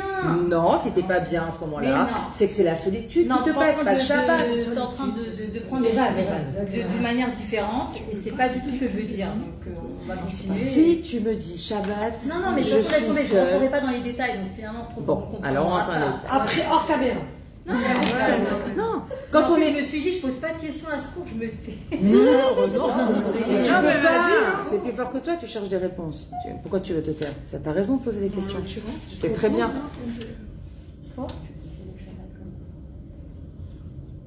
Non, mais ça n'a rien à voir. Le problème, il n'est pas là. Aurélie, on en reparlera. Le problème, il n'est pas là du tout. C'est pas la Et Torah, c'est Eh, pas c'est Shabbat. l'autre Aurélie. Ça n'a rien à voir. C'est pas moi.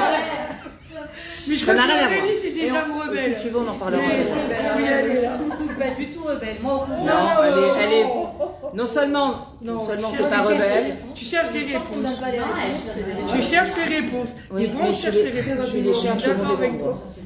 C'est très simple. Mais tu cherches et c'est très bien de chercher. Et tu as raison de Il chercher. faut te Tu chercher. les cherches juste au mauvais endroit, c'est tout. Non, c'est parce que tu es une rabbinite. Kemo chez Mesupar al Rabbi Natan, comme c'est raconté sur Rabbi Natan. Shaya Moser Nafsho al Kol Eitza ve'etza ve'kol Dibour ve'Dibour chez Rabbi Makadosh. Rabbi Natan, c'était l'élève. Chaque chose que Rabbi Natan disait, là tu dois repartir. Rabbi Nachman, là tu dois revenir. Là tu dois arrêter de travailler. Là tu dois aller t'occuper de ça. Si Rabbi Natan, il n'avait pas écouté à la lettre ce que lui a dit Rabbi Nachman, on n'aurait aucun écrit de Rabbi Nachman aujourd'hui. Rien. Il n'y aurait pas de Rabbi Nachman dans ce monde. Et il a été Moser Nafsho parce que c'était très dur. À la maison, c'était difficile. Rabbi Natan était plus âgé que Rabbi Nachman. Et pourtant, c'était son élève. Sa famille, tout ça, ses enfants, tout ça. Tu connais pas son histoire? Rabbi Nathan. Si, Bien sûr. ben, il y a des. Son nom de famille, c'était Steinhardt. C'est une grande famille encore. À Darshav, en Eretz Israël, la famille Steinhardt. Il a tout arrêté. Il avait un magasin, etc. Ouais, et c'est sa et femme qui je a sais dû qu'il prendre la était relève. plus vieux que Rabbi Nathan. Avant de connaître Rabbi Nachman, il était déjà Av Beddin. Oui. C'est-à-dire, il avait déjà une position, etc. Il a tout lâché. Il Il a est fait redescendu, sa famille, je crois. quitte à Aleph. Il a vu la grandeur travaillé. de Rabbi Nathan. Il l'avait vu dans son rêve, et quand il l'a rencontré, il a dit c'est lui que j'ai vu. Parce qu'il pleurait. Il était à Beddin, et il pleurait. Regarde, Aurélie, ça c'est l'exemple pour toi. Type. Mais tu sais pas vraiment ce que j'ai posé. Écoute-moi. Rabbi Nathan, écoute. Mais c'est très bien ce que tu vas me dire. J'ai Peut-être cette je me épreuve là parce que j'ai quelque chose à sortir dans le monde. Et Pas du tout. Arrête de me dire ce que je dis pas. Tu fais les questions-réponses, tu vois. C'est ça que je te disais. Tu peux pas savoir. Toutes les Aurélie, elles sont pareilles. Toutes les réponses. Les questions-réponses. Vas-y, j'ai compris. J'étais bien pire. C'est pour ça que je J'ai compris la Je crois confrontation. que j'étais pire demande à ça. Non, t'es pas la pire. Non, t'es pas la pire. Je les ai déjà raconté des trucs. Mais elle est très intelligente. Oui, bah oui. Très T'as intelligente. pas besoin de me le dire. C'est justement ça. Alors Même pour là, un C'est le Youssef. problème. Non, mais c'est un vrai problème. je sais pas. Ouais, non. Ah, si, c'est un vrai Arrêtez. problème. Je réfléchis. Il faut arrêter ces croyances limitantes. On doit lâcher prise. Stop. Mon intelligence, c'est mon problème. Elle est têtue, elle est rebelle. Arrêtez avec ces étiquettes, c'est pas vrai. Attends, mais moi j'aimerais bien les Chacun. réfléchir. Non, ça c'est toujours Tu le ça. peux me laisser. Réfléchis longtemps. Laisse-moi juste parler, je te dis. On raconte l'histoire de Rabbi Nathan. Et je t'en parlerai après. Mais, Je t'en parlerai après en tête à tête. Je vais pas parler de ta vie privée dans une heure, mais je vais te dire ce que t'as après. Ok? Non, mais c'est vrai. Bien, Rabbi Nathan, il était Avbedin. C'est ce que c'est un Avbedin? C'est-à-dire qu'il connaissait Shulchan Aruch par cœur. C'est-à-dire, il prenait le Shulchan Aruch, il ouvrait n'importe quelle page, il mettait le doigt, il savait ce qu'il y avait écrit. Pour être Avbedin, il faut ce niveau-là. Et il pleurait tous les jours parce qu'il était insatisfait. Rabbi Nathan, il pleurait. Un jour, il pleurait tellement qu'il s'est endormi dans ses pleurs au Beth Midrash à Motzei Shabbat. Et il a rêvé de Rabbi Nachman, 1 an avant de le rencontrer. Hein. Maintenant, il ne le connaissait pas. Rabbi Nachman, il n'était même pas connu dans le monde. Il n'était pas encore dévoilé. Mais il pleurait, il disait, mais c'est pas... Je vais pas bien. C'est pas ça ma vie. Est-ce que tu crois qu'il a remis en question la Torah? Pas du tout. Il a remis en question lui. Et qu'est-ce qu'il a fait? Ah, mais je dis pas que c'est la Torah, le problème. Moi, j'y crois bien que... Ça veut dire, même il y a des trucs que je ne ferais pas, j'irai les déclencher parce que c'est la Torah. Alors? Non, c'est vrai. J'ai raté un examen à Shavuot parce qu'il n'était pas question que j'y aille, juste parce que je voulais pas que les gens disent, ah, vous voyez, les juifs, et ben, quand ils ont un examen, ils disent bon quand même. Ça va, tu vois. Et pourtant, Shabbat, tu connais. Tu as tout réussi, mon frère. Et pour autant, s'il n'y avait pas cette histoire de Chilul Hashem, tu vois, je serais peut-être allée, tu vois, je sais pas. Mais parce qu'il n'était pas question de montrer aux goïms qu'il décide pour nous. Eh bien, tu es un très bon défenseur d'Akadosh Baruch Hu. L'avocate. Franchement, C'est marrant. Moi aussi, j'ai raté parce que un concours. si j'y croyais pas, je ne serais pas en colère, tu vois, je ne poserais pas de questions. C'est comme Jésus, je sais très bien qu'il n'existe pas, je ne vais pas me poser la question. Si, il a existé, mais Non, mais dans Dieu et tout ça, tu vois, il y a pas l'écriture qui vient de parler. J'entame même pas la discussion parce que ça n'a pas la même croyance, tu vois ce que je veux dire. Et c'est vrai ce que tu dis quand les gens te posent des questions, c'est pas ce qu'ils croient, quand les gens sont en colère, c'est pas ce qu'ils croient, etc. La croix. Et ça, c'est de la croyance. C'est vraiment les gens qui sont en quête de vérité. Mais C'est très bien.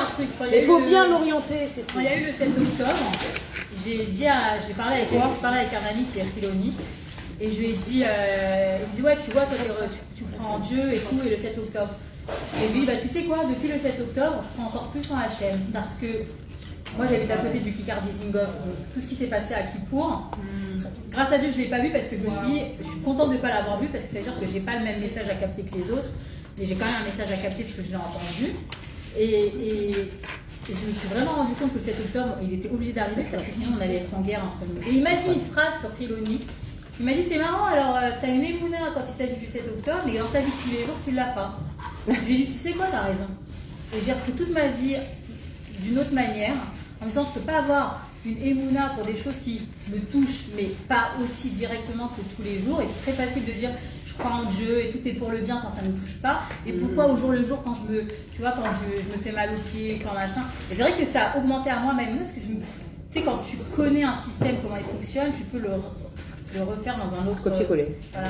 Et du coup, c'est vrai que je dis non, la émouna, franchement, moi, depuis que j'habite... Quand j'habitais en France, je dis la vérité, je détestais la Torah, je détestais le judaïsme, je disais, mais moi, si j'étais gauche, je ne me convertirais pas. Et je ne comprenais pas, parce que franchement, il y a un vrai problème dans la façon dont on fait des cours de Torah. Et depuis que je suis en Israël, je vois les choses différemment. Alors, c'est pour ça que je te dis, non, j'y crois, tu vois, mais il y a des difficultés, on ne peut pas dire le contraire. T'es avocate? Ouais. T'as dû en passer des difficultés dans tes examens? Non. Non? C'était quoi? Tout était facile à apprendre, les examens, tout était simple. Tout a été facile dans ma vie, sauf le sujet problématique. Okay. Et un jour, je me suis dit, mais peut-être qu'il faudrait que j'arrête de travailler, peut-être que je perds des procès pour que ça... Moi, je pensais vraiment, je me suis dit, il doit y avoir une sorte de robinet, et puis s'il y a trop de ce côté-là, alors de ce côté-là, tu ne reçois rien. Bon, c'était, tu vois, les réflexions que tu as dans ta vie, parce que... On va en parler de tes réflexions, elles sont très intéressantes, tes réflexions. Alors, reprends sur Rabbi Nathan. Oui, pardon. Il dit, si Rabbi Nathan, il n'avait pas écouté à la lettre ce que Rabbi Nachman il lui a dit, on n'aurait rien aujourd'hui, rien, aucun enseignement de Rabbi Nachman, rien.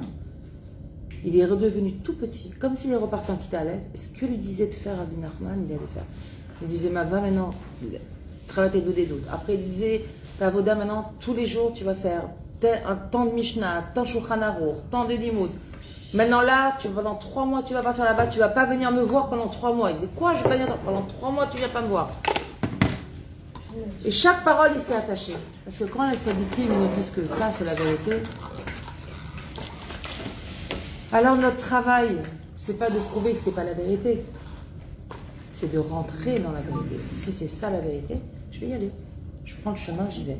Ça prendra le temps que ça prendra. Magali, Je vais m'énerver. Tu sais que je suis hyper active là. C'est ça, c'est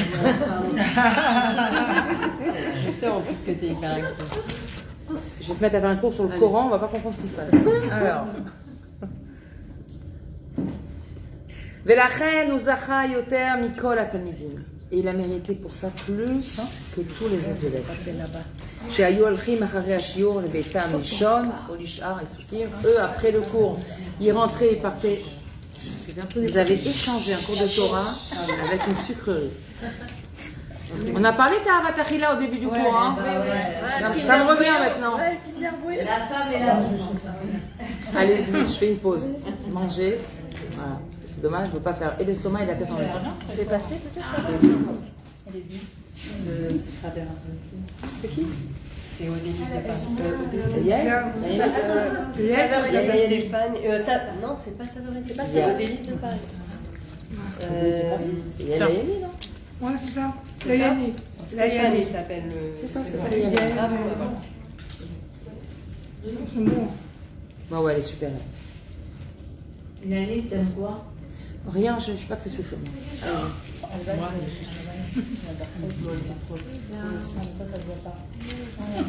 J'arrive pas à comprendre. Moi aussi, ça se voit pas que j'aime pas le sucré. Et pourtant. Mais moi, je suis trop les pincettes.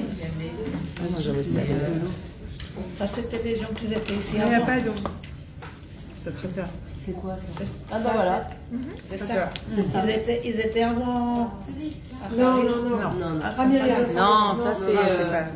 Comme à Paris. Ah bah, pourtant, ça fait comme à Paris. La carafe. Moi, je pensais que c'était les mêmes. Non.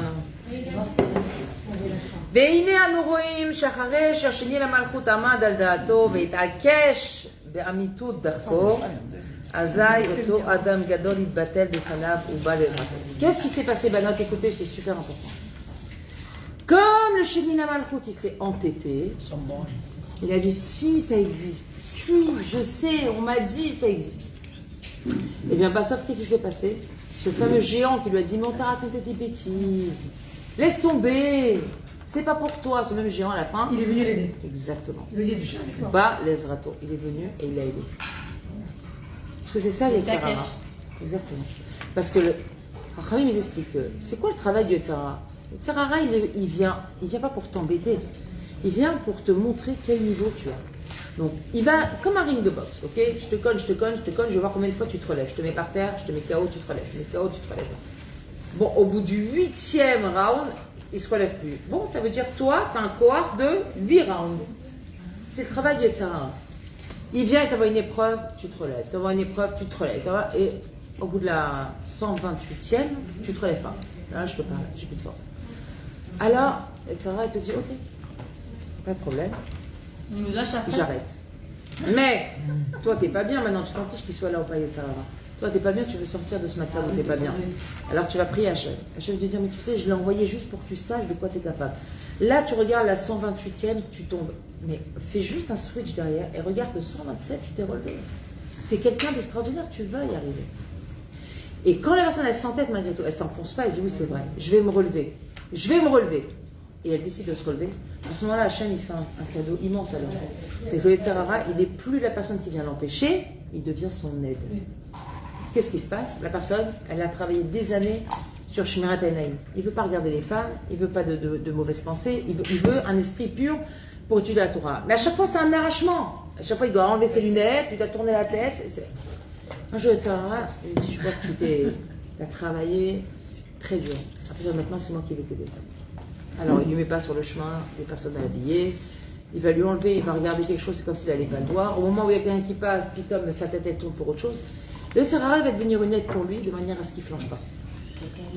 Mais avant ça, on passe par vraiment la lutte avec lui. Bien sûr, tu passes par la lutte, mais tu ne te rends pas compte, toi, parce que cette lutte-là, tu as les cohortes. Toi, tu ne vois pas que tu mènes des grands combats. Tu vois que tu es en train de maintenir un yom-yom. Mais en vrai, tu es en train de mener des grands combats. Quand tous les matins, tu te lèves, tu te dis, non, il faut que je fasse la file avant de sortir. Toi, tu crois que tu es juste en train de gérer ton agenda. Non, tu es en train de mener un combat. Je fais ma fila avant de sortir. Là, tu es en train de dire à Hachem, tu comptes avant tout mon travail. Là, il y a que toi d'abord. C'est immense comme combat. Mais nous, on croit qu'on est en train de régler un agenda. Parce qu'on ne s'observe pas. On ne regarde pas ce qu'on fait. On ne prend pas du recul. Rien.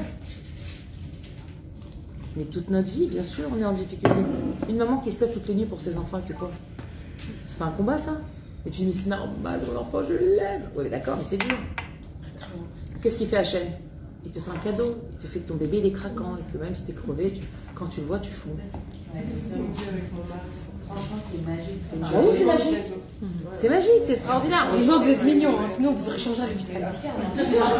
Mais comme ça, c'est marqué dans la Torah. Hachem, il a donné le reine aux enfants. Sinon, les parents se débarrasseraient de leurs enfants. J'ai déjà eu la réflexion d'un gosse qui dit viens, on le change, on prend une fille. Je dis pas. Je comprends un peu le changer. Je dis non, ça regarde ça. Du coup, quand je sais que Hachem il te donne, genre. שוב רואים אנו יסוד זה, שאם יהיה האדם חזק בדעתו ויאמין באמונה באמת בדרכו, אזי כל המניעות se transforment en Ne'imot. Meniot, Ne'imot. Un empêchement. Ne'imot, ce sont des choses agréables. Comme ça, il expliquera. Il a dit tous nos empêchements, à la fin, ça devient des choses agréables. Parce que, quelle est la personne plus satisfaite que quelqu'un qui a réussi à dépasser quelque chose de difficile? C'est sûr. Ça peut être, on peut le comprendre même à travers des choses folles du quotidien. Réussir un examen, passer le permis, des choses tout bêtes. J'ai réussi, je suis content. Waouh, j'ai fait ça. N'importe quoi. Une réussite, ça donne toujours de la simra. Dans le matériel, ça donne de la simra. Alors imaginez-vous dans le spirituel, quand une personne elle voit qu'elle réussit à vaincre, que maintenant elle ne se met plus en colère quand un enfant il vient casser un verre. Elle est capable de venir de ramasser les bouts de verre. Mais c'est où? C'est un métier où? Ni je m'énerve, ni je m'énerve pas, ni pourquoi. Mon mari, dès que je voulais m'énerver, il me regarde et me disait chef. Hier soir, je vous raconte mon épreuve d'hier, je vais vous raconter. Hier soir, je suis rentrée dans le mariage, très tard. Je vais dans la cuisine, je dis, ah, ils ont tout rangé, ils ont cuisiné, les grands, ils ont tout, bon, machin. Et il y avait la petite lumière au-dessus de la hotte, là, dans la hotte qui était allumée comme ça. Je rentre au travail, je vois des oreos, je dis, tiens, c'est bizarre. Je passe. Je regarde, comme ça, en contre-jour. J'imagine. Non, tu peux pas imaginer. De l'huile. Non. Ça, c'est mignon. Non. J'ai un enfant qui a eu la très bonne idée de vouloir me nettoyer la vaisselle avec du Messire Choumanim, sauf qu'il a posé le Messire Choumanim sur le plan de travail. Mais non. Mais si. Ça esquinte le truc. C'est bon. Oui, Chaïch, il est plein d'auréoles. Alors, il y avait des marmites et tout, il a mis le Messire Choumanim. Et il a pris le truc sur le Chaïch. Messire Choumanim, là. Et le Samoritz, en plus, le plus. Il a laissé agir. Il a laissé agir, il a laissé comme ça. Et alors, il était après. Ah bah c'est un autre dégaine. Et c'est pas chez moi, je suis en location. Et c'est pas les chaïches, c'est les chaïches épais là. Et alors Qui coûtent le troisième bras que tu n'as pas pris. Non, il était minuit, je suis partie me coucher. Non, j'étais en constatation, je dis, il a mis ta deux solutions. Merci Hachem. Ou bien, là tu pousses un cri, mais genre, pourquoi? Et ça sert à rien de toute façon, parce que je t'ai fait. Oh, tu dis merci Hachem. Ou tu dis, Mina Shamaim, Hachem ici, c'est important pour moi. Le propre, le beau, l'harmonieux, c'est hyper important pour moi. Là, je vais avoir tous les jours devant mon nez une cata.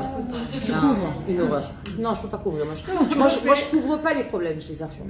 Donc, je vais le regarder tous les jours en remerciant Hachem, en me disant, ok, t'as voulu comme ça, ma team. Je dis, bon, ok. Vous vous rappelez ce que je vous ai dit sur dernier, les filles? Celle qui était là, celle qui était là la semaine dernière. Il y a des bavardes au fond de la classe. Hein. C'est toujours pareil, dès qu'on est au fond, la prochaine fois au premier rang. Je vais donner les avertissements.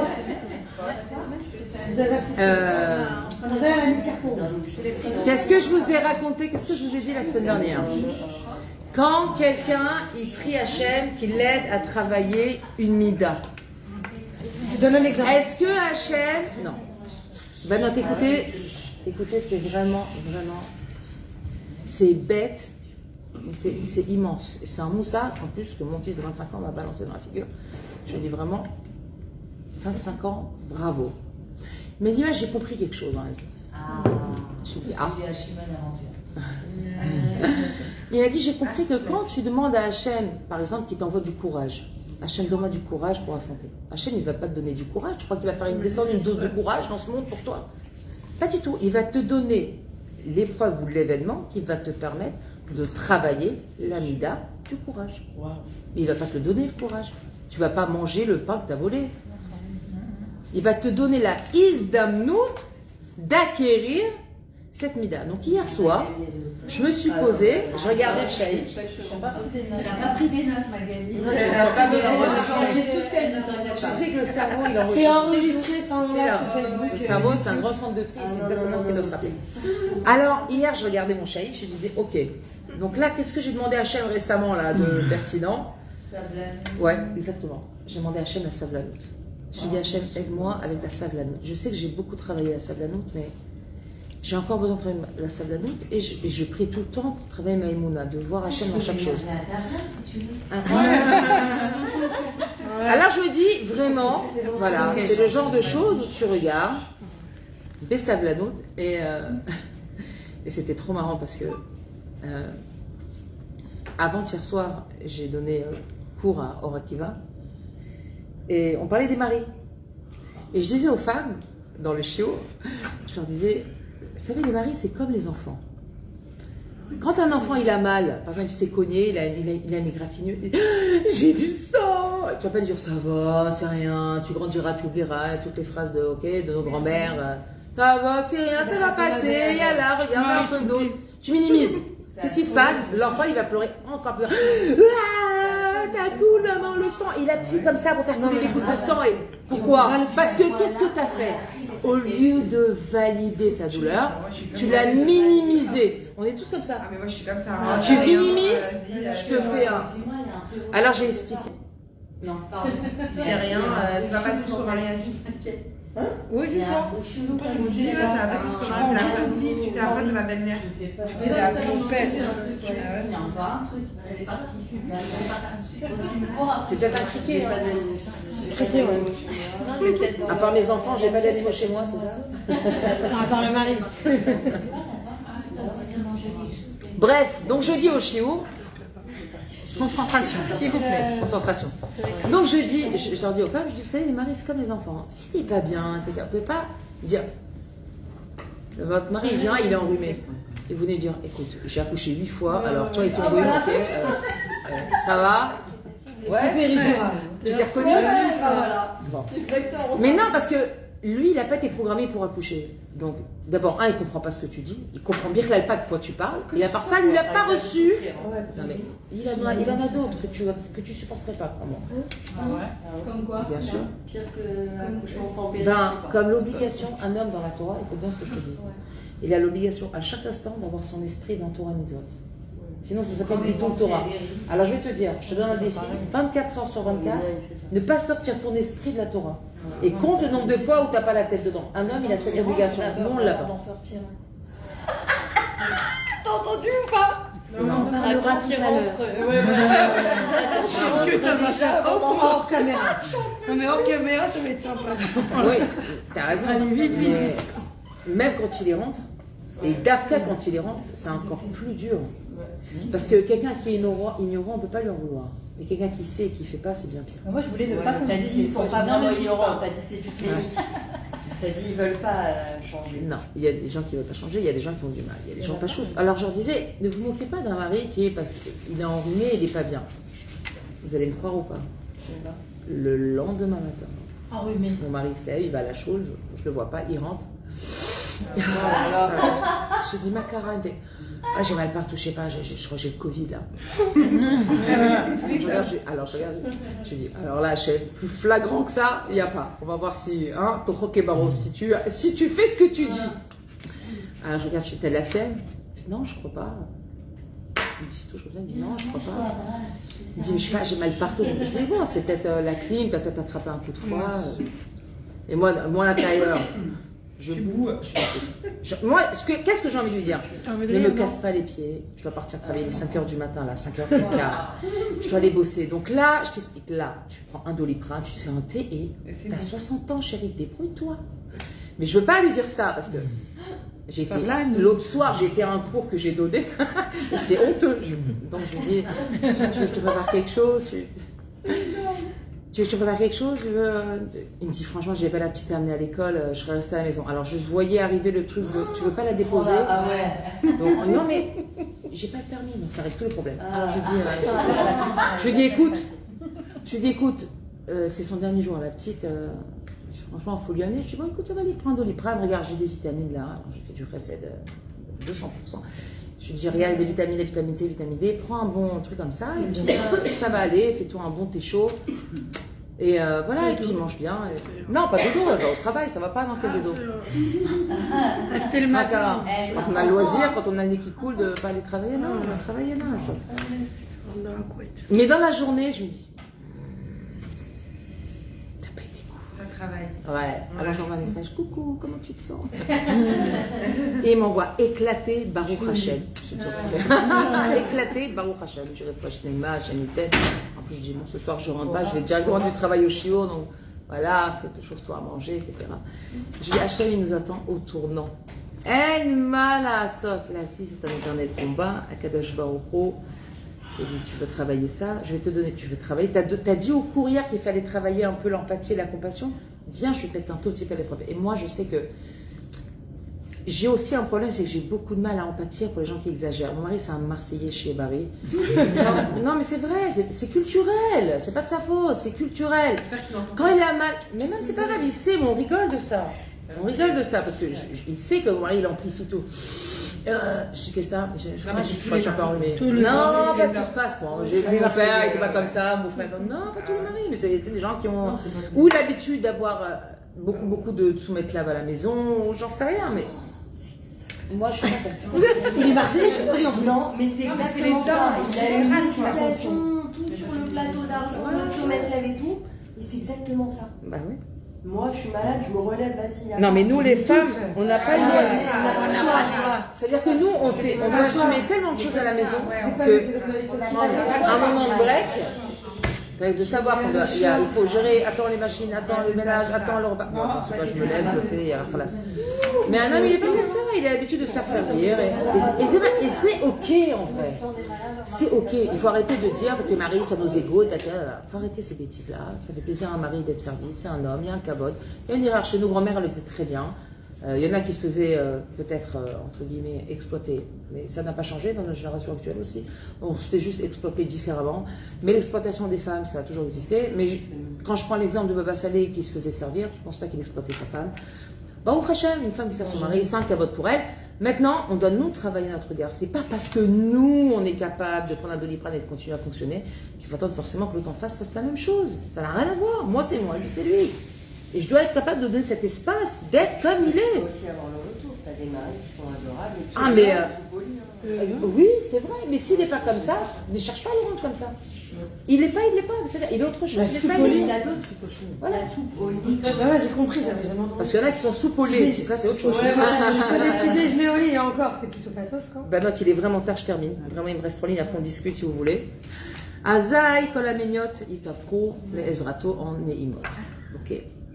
Ben chez meniot, me ishto, o me aviv, que ce soit sa femme, que ce soit son père, ou afilou meniot, me rabanim chashuvim, et même que ce soit des empêchements, on avait dit des rabanim chashuvim. En manasot. Im yeye chazak bedato, kulam yitbatlu befana, vegam yabo lezrato. Plus une personne, elle est têtue, elle tient fort son derrière, elle s'obstine là où elle veut arriver, plus devant elle les choses elles vont s'aplanir, et à tel point qu'elles vont s'aplanir qu'elles vont même lui écarter le chemin pour lui faciliter la route. Et au final, c'est ça qu'on cherche. Alors Banot, il reste en Pérec. Voilà. Alors, celles qui veulent venir poursuivre. C'est normal qu'il fasse chaud chez toi ou c'est moi qui fais les Ah, d'accord. Ouais, c'est vrai, on est beaucoup. Non, mais